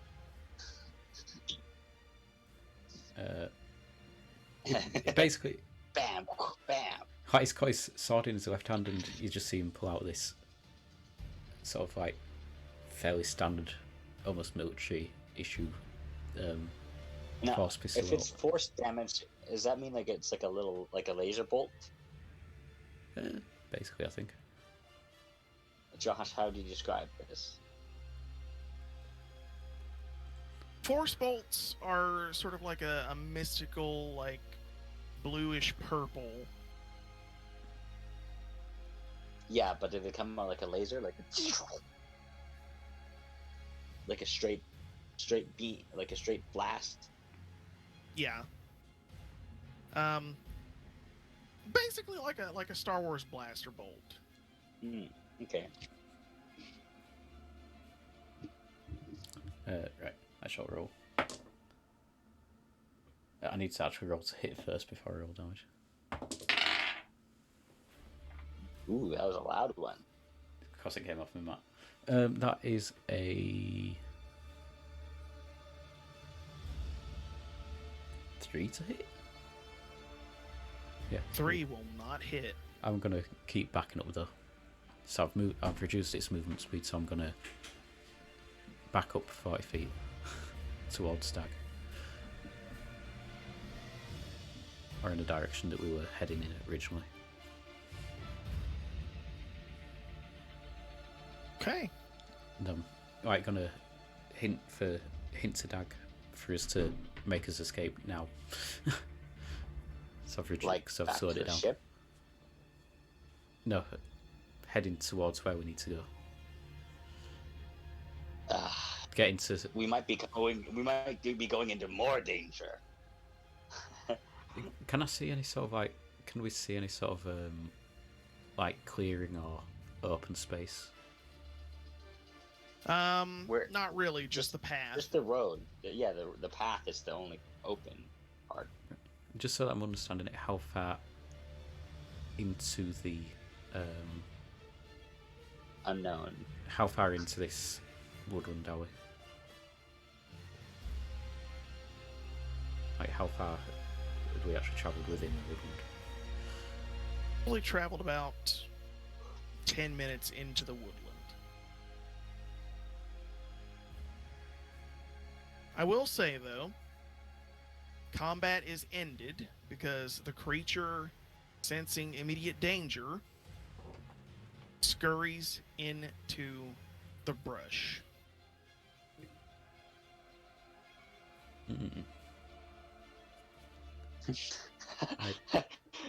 That's when PakPak runs to the bush with a giant, like, comically sized bomb over his head. Oh, I've only literally just like put one step out the door at the moment. We guys It's are only been a few 18 seconds. We guys are 18 seconds closer to you, of 15 minutes away. Like, So Gawhyl's doing like. let me do some calculations. Gawhyl's doing a. 15 times 68 divided by 18. Gawhyl does like a calculation in his head to work out like how far we've got to go, how much woodland there could be ahead of us, and how far we've gone, 18. and just goes to Dagg. I think we should head back. It is too dangerous. Yeah, we are 0.02% on our way to you. You know what? Yes. I holster the rifle onto my back as it sort of just kind of magnetically clicks. I keep my sword to hand just in case it's needed. I'm kind of there's a wide kind of a shit-eating grin as my whiskers twitch. Yeah, don't smell that great there. I'd say you smell like wet dog, but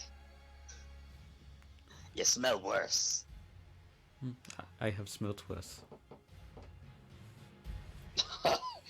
I need to hear that story. I don't think you will.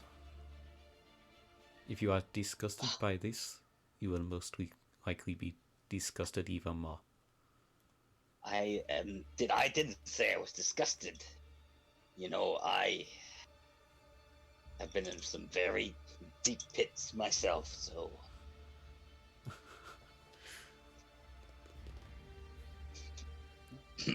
Carl's not quite take. gonna. Carl's not gonna leave you behind fully, but he's gonna move probably. Like, if he knows that we're getting to the safe sort of space, that's when he goes full sprint. I assume we meet halfway. Yeah, I'd say you probably catch us just literally on the edge of the woodland. I feel like that as we was running towards you, I just see something moving in the distance, and I nearly take a shot before realizing it's you. Oh no, my gun would have been out. It's got a 300. Okay, it's got a 300-foot range. Oh, In fact, God. is there any sort of water nearby? Scowl's not bothered by the smell, but everybody else is. As you say that,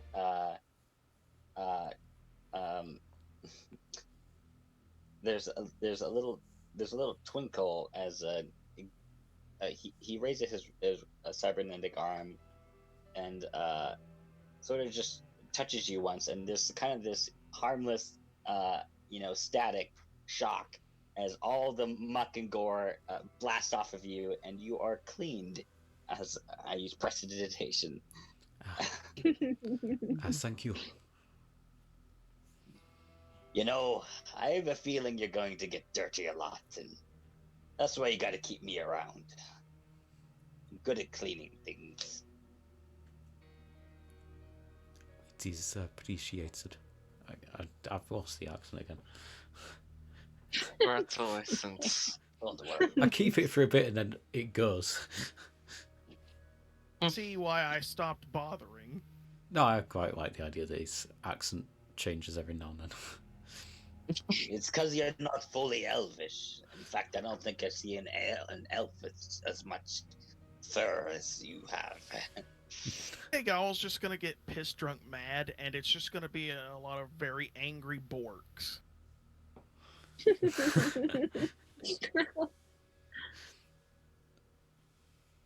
Is Lilith with them?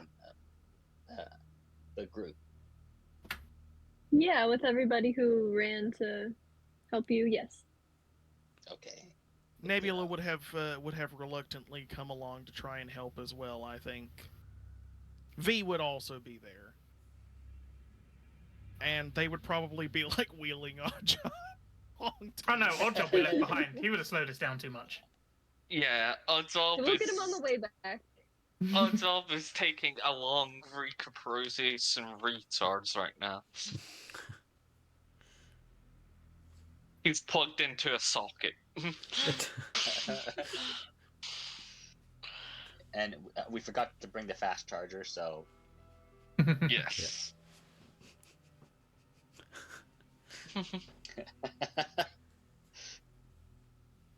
I love making up lore about characters and the plays aren't here.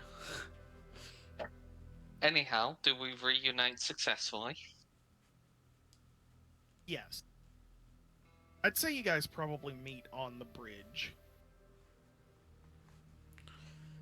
I basically say, what the hell was the trouble you were experiencing? It was a zombie type creature. it was nothing we couldn't handle. Isn't that right? And I slapped your back with my robotic hand. You should have seen this one. A whirling dervish of steel. I haven't seen swordplay since, well, I don't think I've seen swordplay like that.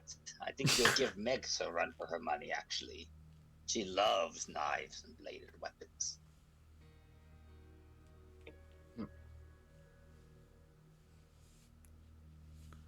Does anyone need healing? I'm good. Yes, that garlicky meal really helped us. Okay, good. We should proceed with caution. Yes, I don't know if any of these settlements around here, like the ones across the lake, maybe there's more of these things. Although I had a thought, in the middle of the lake, there's that island with the tree, the house in the tree, yes. Perhaps that is a safe zone, you know, if these creatures couldn't exactly swim, perhaps, maybe that's where people might have fled to. Perhaps. I hope you're right about that. I don't fancy getting...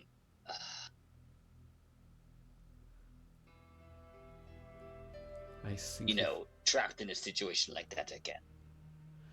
I suppose we all go then. I think we should all go, but I think we could also perhaps try to move in such a way that we don't have Attract too much, attention. so that there is not too much cover near us. I Agreed. try, but I'm not exactly the most easy to be hidden. Same. See gestures to her augments that are probably shining a light blue light. Reflecting not off about- the sunlight. It is not about keeping us hidden as much as stopping others from around us from hiding. So we've got to Fine. be extra Alright. perceptive. That creature could get too near to us. I will keep an eye out. Enso's eye has, you know, because I can basically at will, you know, use the detect magic, and the things that, you know, that emanate magic have an aura around them. If something is, but that creature didn't, right? It didn't emanate like necromantic magic at all, right? Or had any kind of energy signature. Did it? No, it did not. Did it give off any kind of thing that was detectable? I mean, the smell, you know, is definitely one thing. Gawhyl, It smelled rot. It smelled like rotten meat festering in motor oil. mhm. It was an awful smell. Gawhyl, I don't know how good your sniffer is. If it's better than mine or not. Probably not. But let's keep our noses open.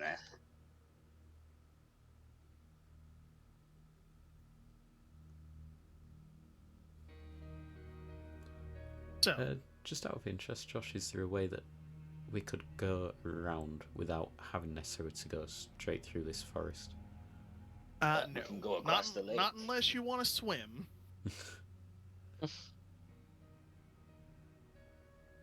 Well, Threava, are your cybernetics watertight? I don't know. I'm not gonna risk it. What, you've never taken a shower at all after your cybernetic implant? I take them off. God damn it. Oh, well. That's inconvenient. There's one right in your eye. I know. It is inconvenient, but you know, I've got used to seeing out one eye. Wait. How much of your eye is missing? It's not missing, it was blinded.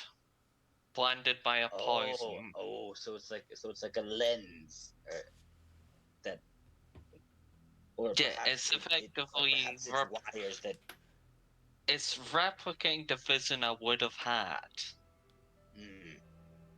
So it's attaching to your frontal cortex to stimulate the visual part of that.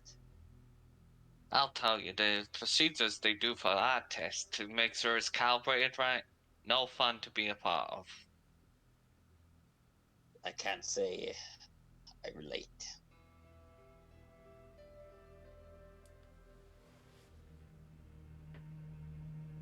I Anyhow, honestly don't know what I look like without all this.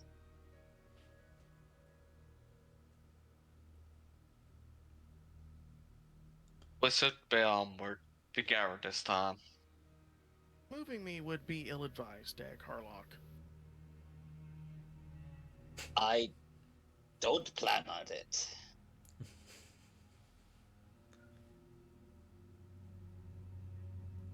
I was simply wondering how much of my face is missing.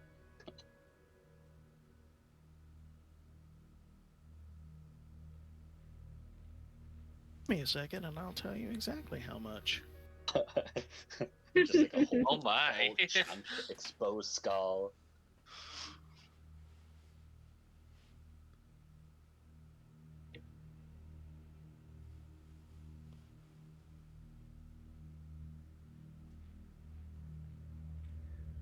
Approximately 32.5% of the left side of your face is missing, Dagg Harlock. And that's what I made all my money with. Good thing you're at least shiny silver. It would be far less attractive were I not filling in the gap, Dagg Harlock. You're Also, right. you would die.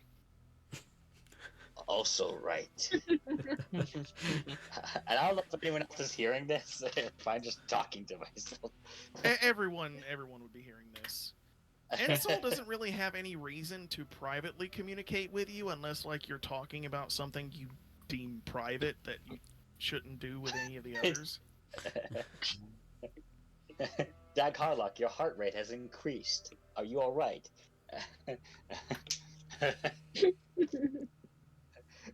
I'm perfectly fine. There's no reason that should. Anyway, So, I'm assuming you guys are going to proceed together Yes. now. Yes. aye. Wonderful. That's the most intelligent thing you'll do all week, I'm sure. DM, how cathartic was this? Okay. I have to tell this story to the people watching at home. Sunday, which was the day before yesterday for us, one of our party members got killed because the party ran off without two of the most important party members, one of which gives the party the benefit of pass without trace, which was my character. And then they ran into a large combat encounter, not at full strength, and one of the party members died. It's almost like history is literally trying to repeat itself 48 hours later. It's fucking hilarious. It just blows my mind. It's amazing. D&D Like, players will be D&D Crashland- players. Yes. I love this. Like, the logic is amazing. We just lost a party member last session we played, which was 2 fucking days ago. And in this one, we're crash landed on a planet we don't know anything about, and we assume there's a settlement nearby, so let's just send a couple of our yokels to go and fuck off and parlay with a bunch of hillbillies who might be shotgun-toting maniacs, but actually it turns out there's fucking zombie leech worm monsters in the forest. Now was- we know. Yeah. I will say, in Goal's I defense, can't tell you as a DM how much like I was internally trying to stop from just bursting out into fucking laughter. Just this session is cathartic. Also, like the fact that 3 players couldn't even be here, so they don't even have any blame on them. oh, yeah. I mean, I will say is that we are playing as characters in terms of our characters don't know what happened on the other session. It is really good that they're not metagaming, but like honestly, you would think mercenaries would have some kind of common sense. I'm just saying. Throwing my hands up. I'm just saying. think common sense would run in mercenaries, but you know what? It's fine. They've learned their lesson. They've learned Well, their my lesson character now. knows that tomatoes are fruit, but she doesn't know that not to put it in a fruit salad. Yes. I think I'm the same with good intelligence, bad wisdom. Parties like this are incredibly fun. Like, everything just goes fucking wrong, and then everything falls apart. It's like watching a Jenga tower collapse. It did help that I couldn't roll above a 10 for most of that combat on the dice. Are you not entertained? Are you not entertained? I guarantee you the people watching this should probably be entertained. If not, they have the inability to be entertained. True. Maybe. I don't know. Anyway, you guys proceed forward, and you continue along the same path. It's a bit overgrown, but eventually you come to a building. Before moving too near to the building, can I see if it looks occupied? It looks abandoned. It looks like nobody has been here in quite some time. It's dusty. It's full of cobwebs. None of the windows are even shut. It looks like the elements have gotten into the building. And there is a weathered sign on the front of it that says Bakery. You know, I know the elves are famous for their bread.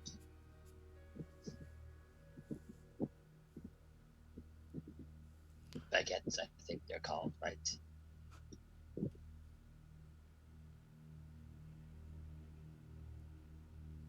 Good to know, I guess. But who's to know this is an elf planet? We literally don't know where we are properly, or its proper residence. Oh, I do. Question, those of you who do know where you are, have you relayed that information to the rest of the party yet?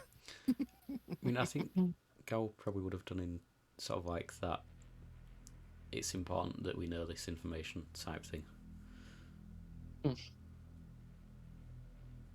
In which case, you guys know that you are on the planet of Karstrath, which is a world that was colonized and settled by people working for the Dwarven Miners Guild, not actual dwarves, but sort of pioneers looking for gold, so to speak. Gold! It is a frontier world, very Wild West-ish.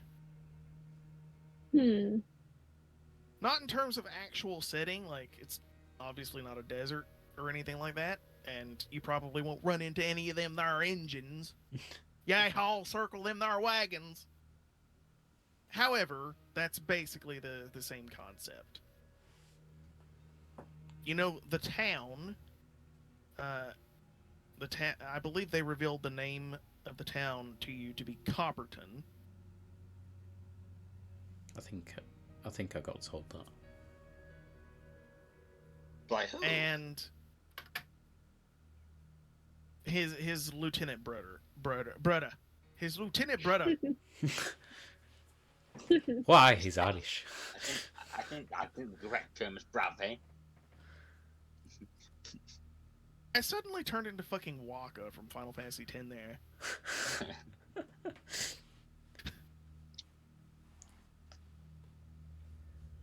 Next thing you know, I'll be ranting about Machina and how them Albeds are bad.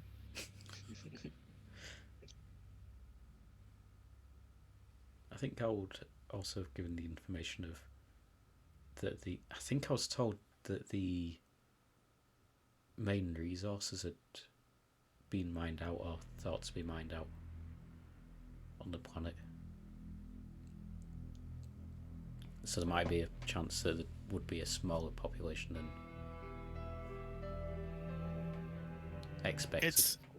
It's thought that the mines have run dry.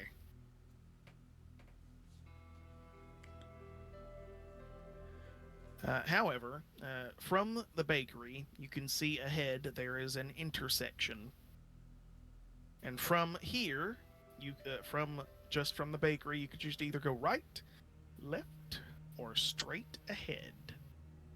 Are there any sort of signs at the crossroad? There is a sign. However, some of it is faded. Roll me a perception check. Goody.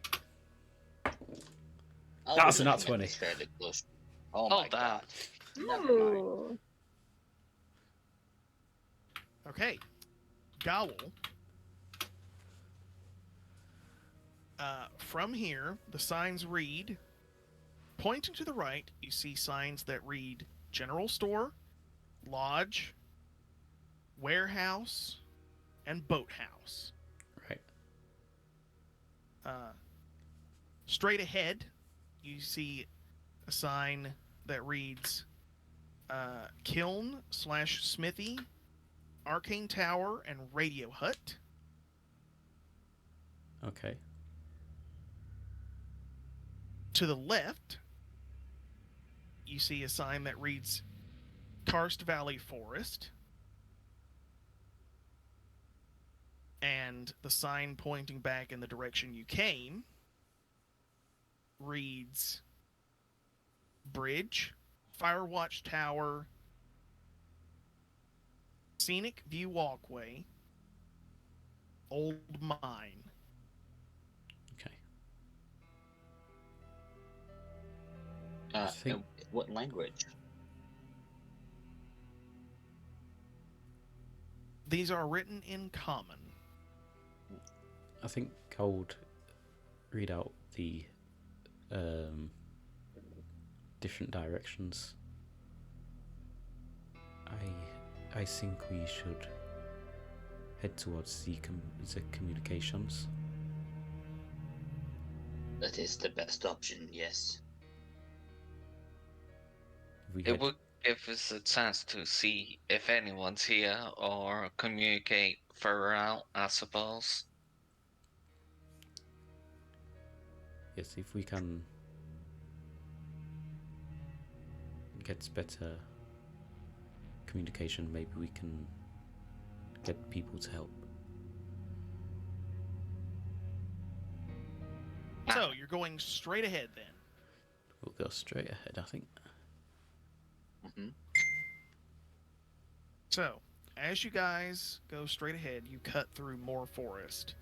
Down the left, you can both hear and see a few of these creatures, these undead monstrosities shambling around. As long as you're quiet, though, and you move at a relatively normal enough pace, they don't seem to pay you much mind. They just seem to amble meanderingly and little else. Occasionally, though, a deer might wander into their path, and then they'll charge the deer, and they'll burst out with these tentacles, grab it, and then snap its neck and start eating. Do these look like maybe ex-residents, or do they look like something else? It's hard to say. Some of them are dressed in commoner's clothes, and one of them looks like they might be in sort of a chef's apron or like a baker's outfit. Another one looks like he might be in a sort of utility jumpsuit with a wrench dangling off. Another one looks like they might actually have been a guard. And they're all sorts of different races. It's not consistent in terms of race. You can see some humans. There might be the occasional dwarf in there, half elves. Even a drow or two. Interesting.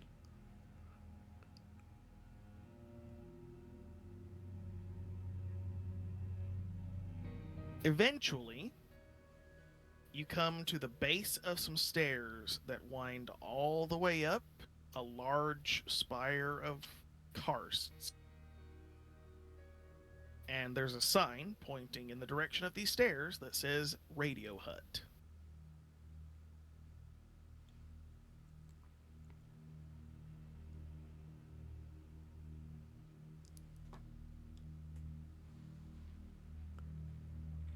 Right. I think that's where we need to be.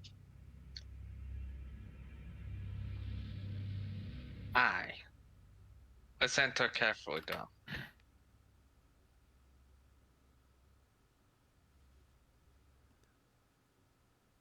When we get in there, we'll need to see if I can make the radio work. Right, kids, Okay. I need you to make stealth checks. Please, K. Thanks. This does not bode well. I think I can give you a hand with that, PakPak, as I wiggle my robotic hand. Let's see here. What's my stealth? 13. I got dirty 20. I got +0 at disadvantage. Oh, I got 11. I got 10, which is pretty good for me. 18. Okay.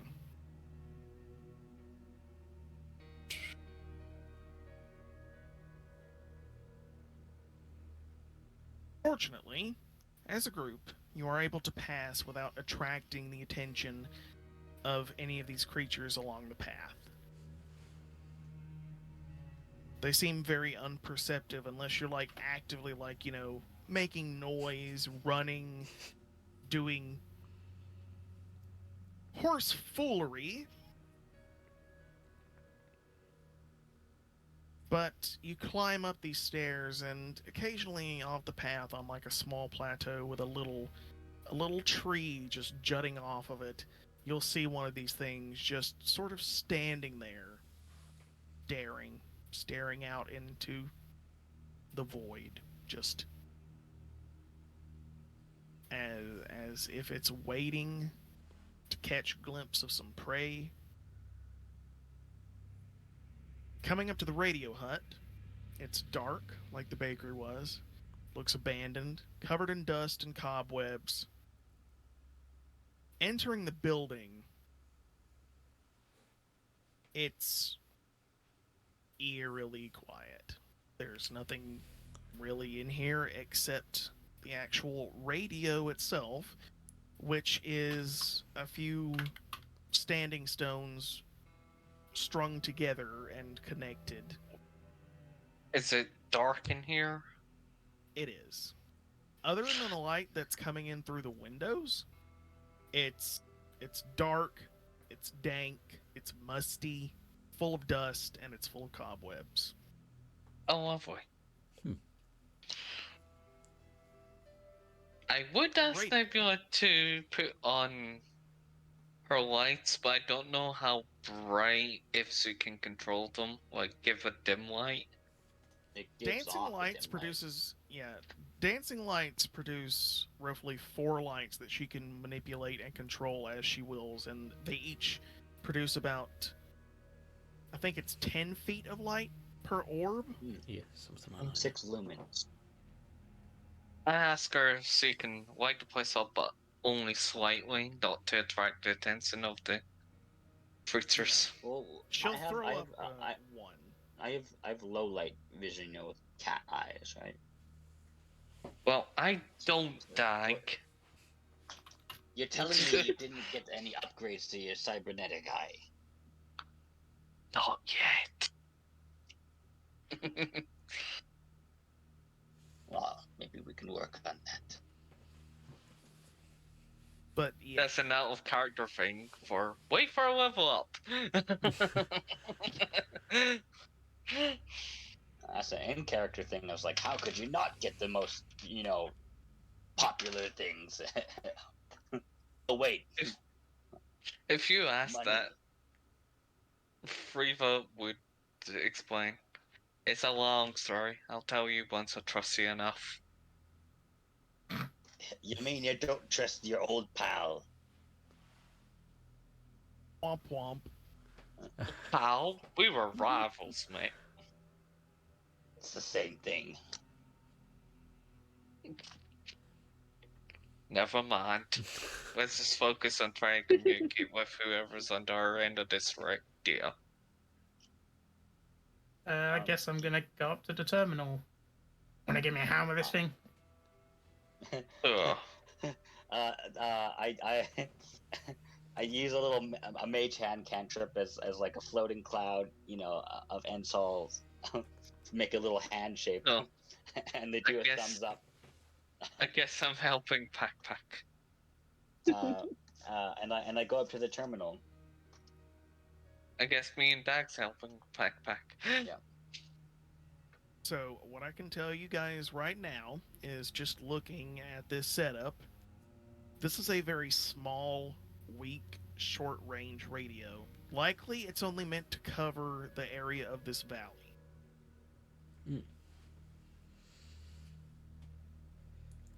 Is there anything we can do to boost it?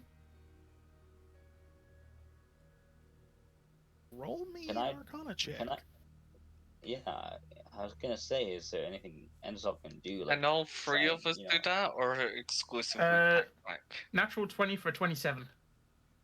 You can all make that roll, but I don't think it matters. Ooh. Let me see what mine is. Mine is not going bad. to be amazing. An 18. I got an amazing score. I got Illuminati. 3. Well, PakPak, you know that you can indeed boost the range of this radio. You would need to wire more sending stones to it. I take my watch, and I put it down there, and then my robotic finger, I take Ensol, and then I use mending to kind of try and fuse the pieces together and say, Ensol, do you think we can make this work? It is difficult to say, Dagg Harlock. While it is possible with enough sending stones, apparently I have Skyrim on the brain today. With enough sending stones, we could potentially reach a significant distance. However, we do not know what distance it could be to reach any sort of active civilization.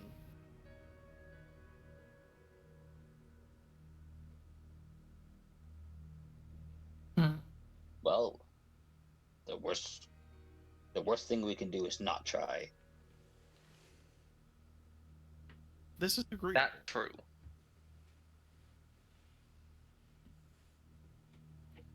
I will guide Maybe- you in the process, Dagg Harlock.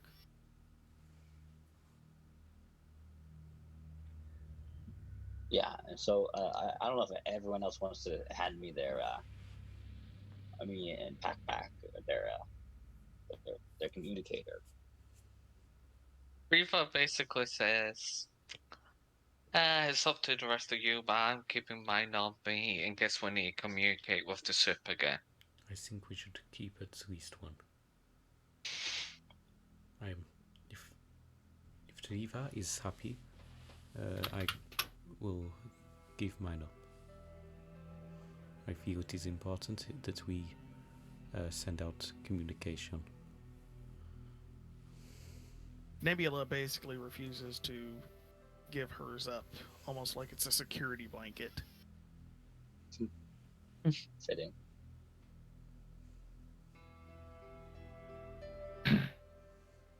I mean, mine's going in.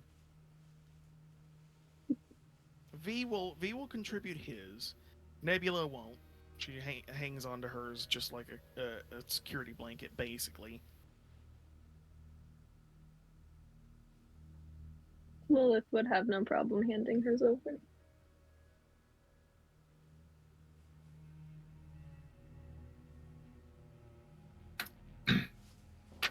Well, if How many do V's you need? keeping hold of theirs, everyone else give yours up. Need as many as possible. Mine's already on there. Right. So far we have Dagg, we have Gawhyl, we have PakPak, we have V. Who else? I thought V was keeping this. No, V's Nebula keeping hers. was. Nebula's Oh, keeping Nebula's hers. keeping. Sorry. Yeah. Does Lilith give so- hers up? Lilith. Yeah. Lilith is contributing hers. Okay. Those of you working on the radio, make an Arcana check and add +5. One for each contributing sending stone. I think even though Gaw's not necessarily the most technical, he would probably help out where he can. I think as Threava doesn't know how to amplify it, she's not going to. If we're good at, Gaw's good at Arcana. Well, I've just got a 30 with a +5. Wow. God. Okay. So my I roll. rolled an 18. Oh god. My roll is It's not great. 13 a 9. I got a 9. with your +5. Mm-hmm.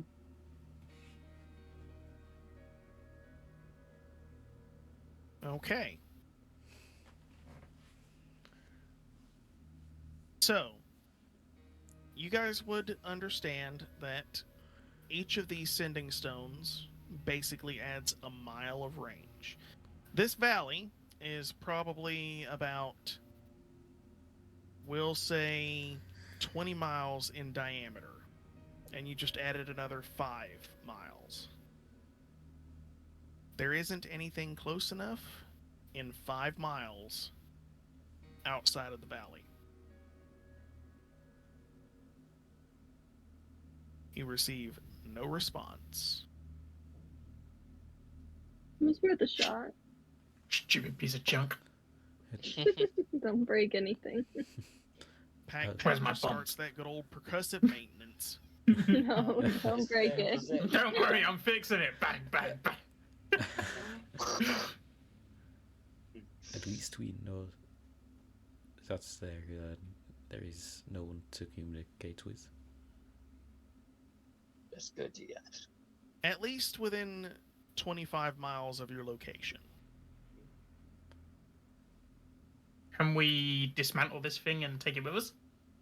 I was gonna say, if there's any useful parts or something, to help our ship, then Yeah, definitely you can. we're going to be. As a matter of fact, dismantling it would net you 4 sending stones.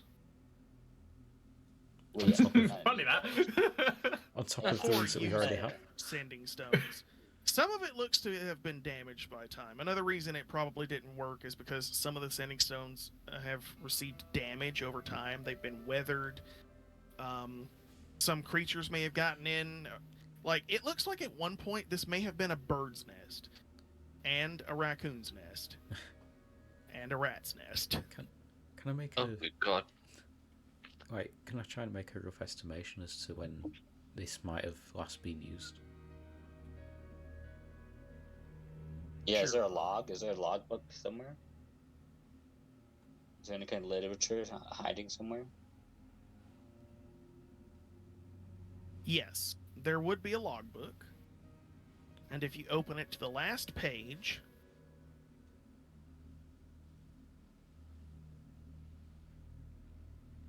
see, Mm-hmm. the last entry in the logbook was, I need to figure out what the current year is This is again. a thing. Let's see. I mean, Gal probably wouldn't have looked at the logs. He was probably just like looking at the general weathering and trying to work it out from a more natural point of view. I have an idea from an artificer. Can I attempt to Yeah. repair the damaged sending stones?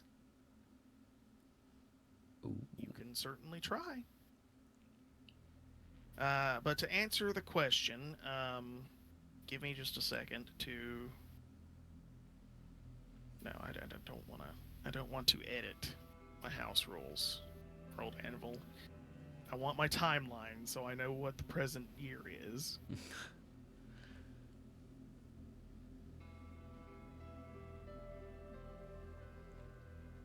Now, judging that these were probably settlers, there was probably like a standard,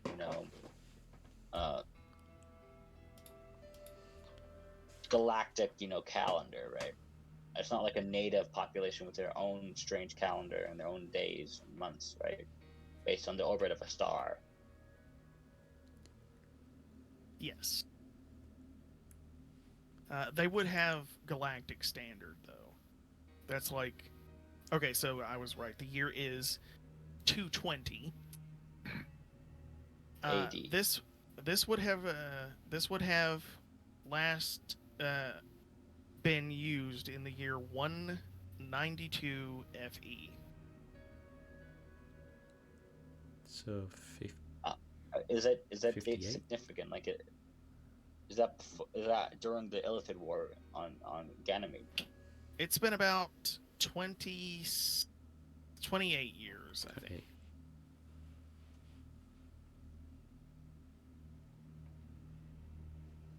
Right, what am I rolling to try and repair these sending stones? Right. To repair them, I believe that would count under sleight of hand. Let me just check. Yes, repair check is sleight of hand. Anyone want to help me do this? I'll help you.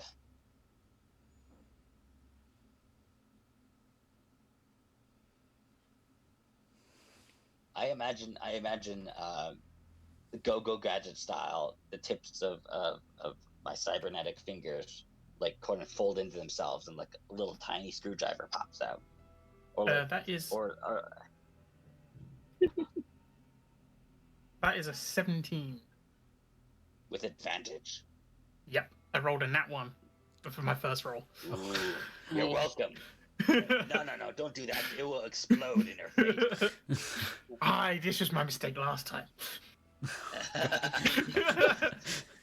Threava just squints her eyes at you when you say mistake last time. As Hey, if PakPak? that is why I didn't let you park the ship. I will say that you are able to repair some of the sending stones. Some of them are just damaged beyond repair. One of them has actually just crumbled into complete, just like gravel dust. Roll me a d4, and we'll see how many you're able to repair. 3. 3. Excellent. So you are able to repair 3 of them. Let's see. We can repair 3 of them. Wow.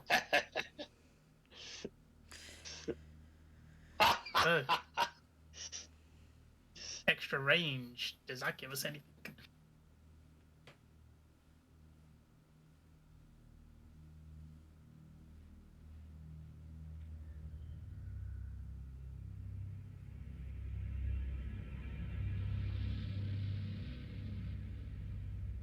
Pretty sure I got the math right in my head. Unfortunately, it does not seem to be enough still. God damn it. Well, if we take the parts with us, I might be able to make some more sending stones at some point. You could That would be certainly, you useful. could certainly create some extra communicator bracelets. That sort of thing. Or you could just straight up boost your own ship's radio. You could boost the Oh, was it not destroyed? Oh no, of course it wasn't, because we sent messages. No, the most damage was probably on the bridge and in the engines. A lot of the electronics and the steering, that kind of stuff. The propulsion. sweet. Then yeah, I guess we just take as many parts as possible to boost our one. Good can at least still come out of it. So how many You're lucky sending stones? You got so many high rolls. I know, right? So total, you would I take it we would each get hours back.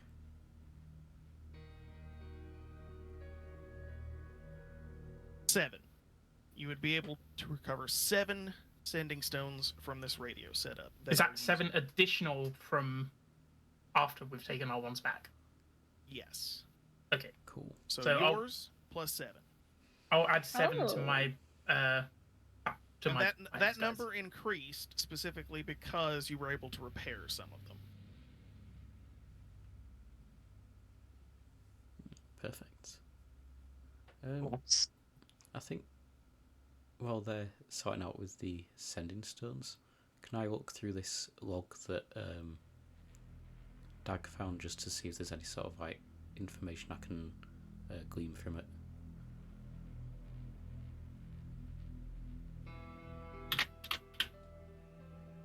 It's mostly just correspondences. A lot of it looks to be like you can see logs for things like morning program, noon program, certain selections of music that would play in between, planned schedules for music that would play. There would be like one that would be labeled curfew. Interesting. Can I try and see if there's anything more about this curfew? Like if there's anything else that's written down about this. There's nothing really detailed. It's just stuff like that, like 8 a.m. breakfast time announcements, and then stuff like that. It's just like basically a radio show schedule type thing.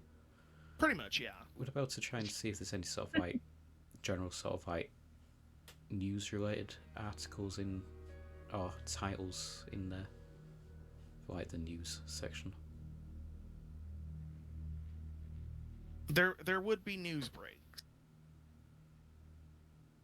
Can I just sort of see what the sort of general headlines would be like if there's a general sort of like things are getting worse or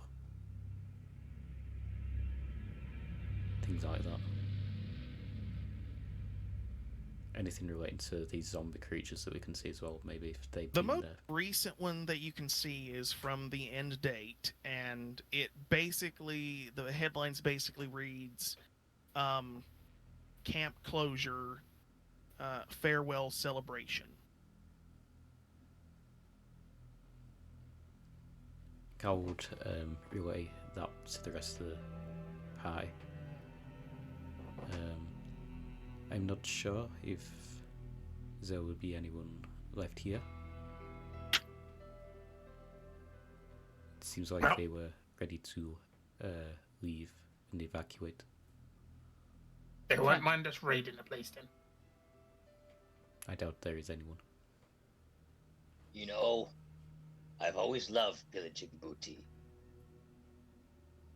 Well, that's equally comforting and concerning in equal measure. DM, is there PakPak. anything around here that would help be used to like just generally fix the ship? Well, the electronics you just picked up, the arcane electronics you just picked up would be useful. For other specific ship repairs, not in the radio hut. Okay. What about scrap metal? Like, You'd probably get some, like a small bit from dismantling the radio setup. That's about it, though. I'm assuming at some point one of us would have climbed onto the ceiling to like dismantle the antenna and take that back with us as well. Yeah. And Cool. that could either be cannibalized for ship repairs, or you could try and boost your ship's range with it. Just have a fucking antenna just sticking off of it with some. yeah. So, I've heard about this adhesive that like just doesn't come off. I want to get that. so we head back to this. So we head back to the ship with the stuff we got. I mean, there was I've had two some other of that. directions to go. They might have some I parts. suppose. Right. But we don't have we don't have pocket space bags, so Oh, don't worry. Weirdly enough. One of the signs did read lodge, general store, boathouse, warehouse. let's say we go shopping, huh? So weirdly enough for you guys, you would have noticed that all of this scrap metal, all of the antenna, all the sending stones, I've just been putting in my pockets. And like it just keeps going in. I don't question it. That Just sounds out of curiosity. familiar. And it's just like sliding in. Just out of curiosity, how big is this antenna? It's a large antenna. It's probably like about as tall as Smeg would be in the Demigods campaign. Yeah, that'll fit. It'll be fine. He's got a jacket like mine. Not quite. Not quite. Just out of character, I've basically turned my trench coat into a bag of holding. Amazing. Nice. Right. That's how you hold all the bombs. As No, you guys makes leave sense. the Wow. as you guys leave the radio hut, we will take a short break, and then we'll figure out where you guys are going to go when we come back. Excellent. So those Very of you at short home, break. stay tuned because we'll be right back after these messages. There won't actually be any messages because we're not monetized. Yet. Yet. Right, speaking of it.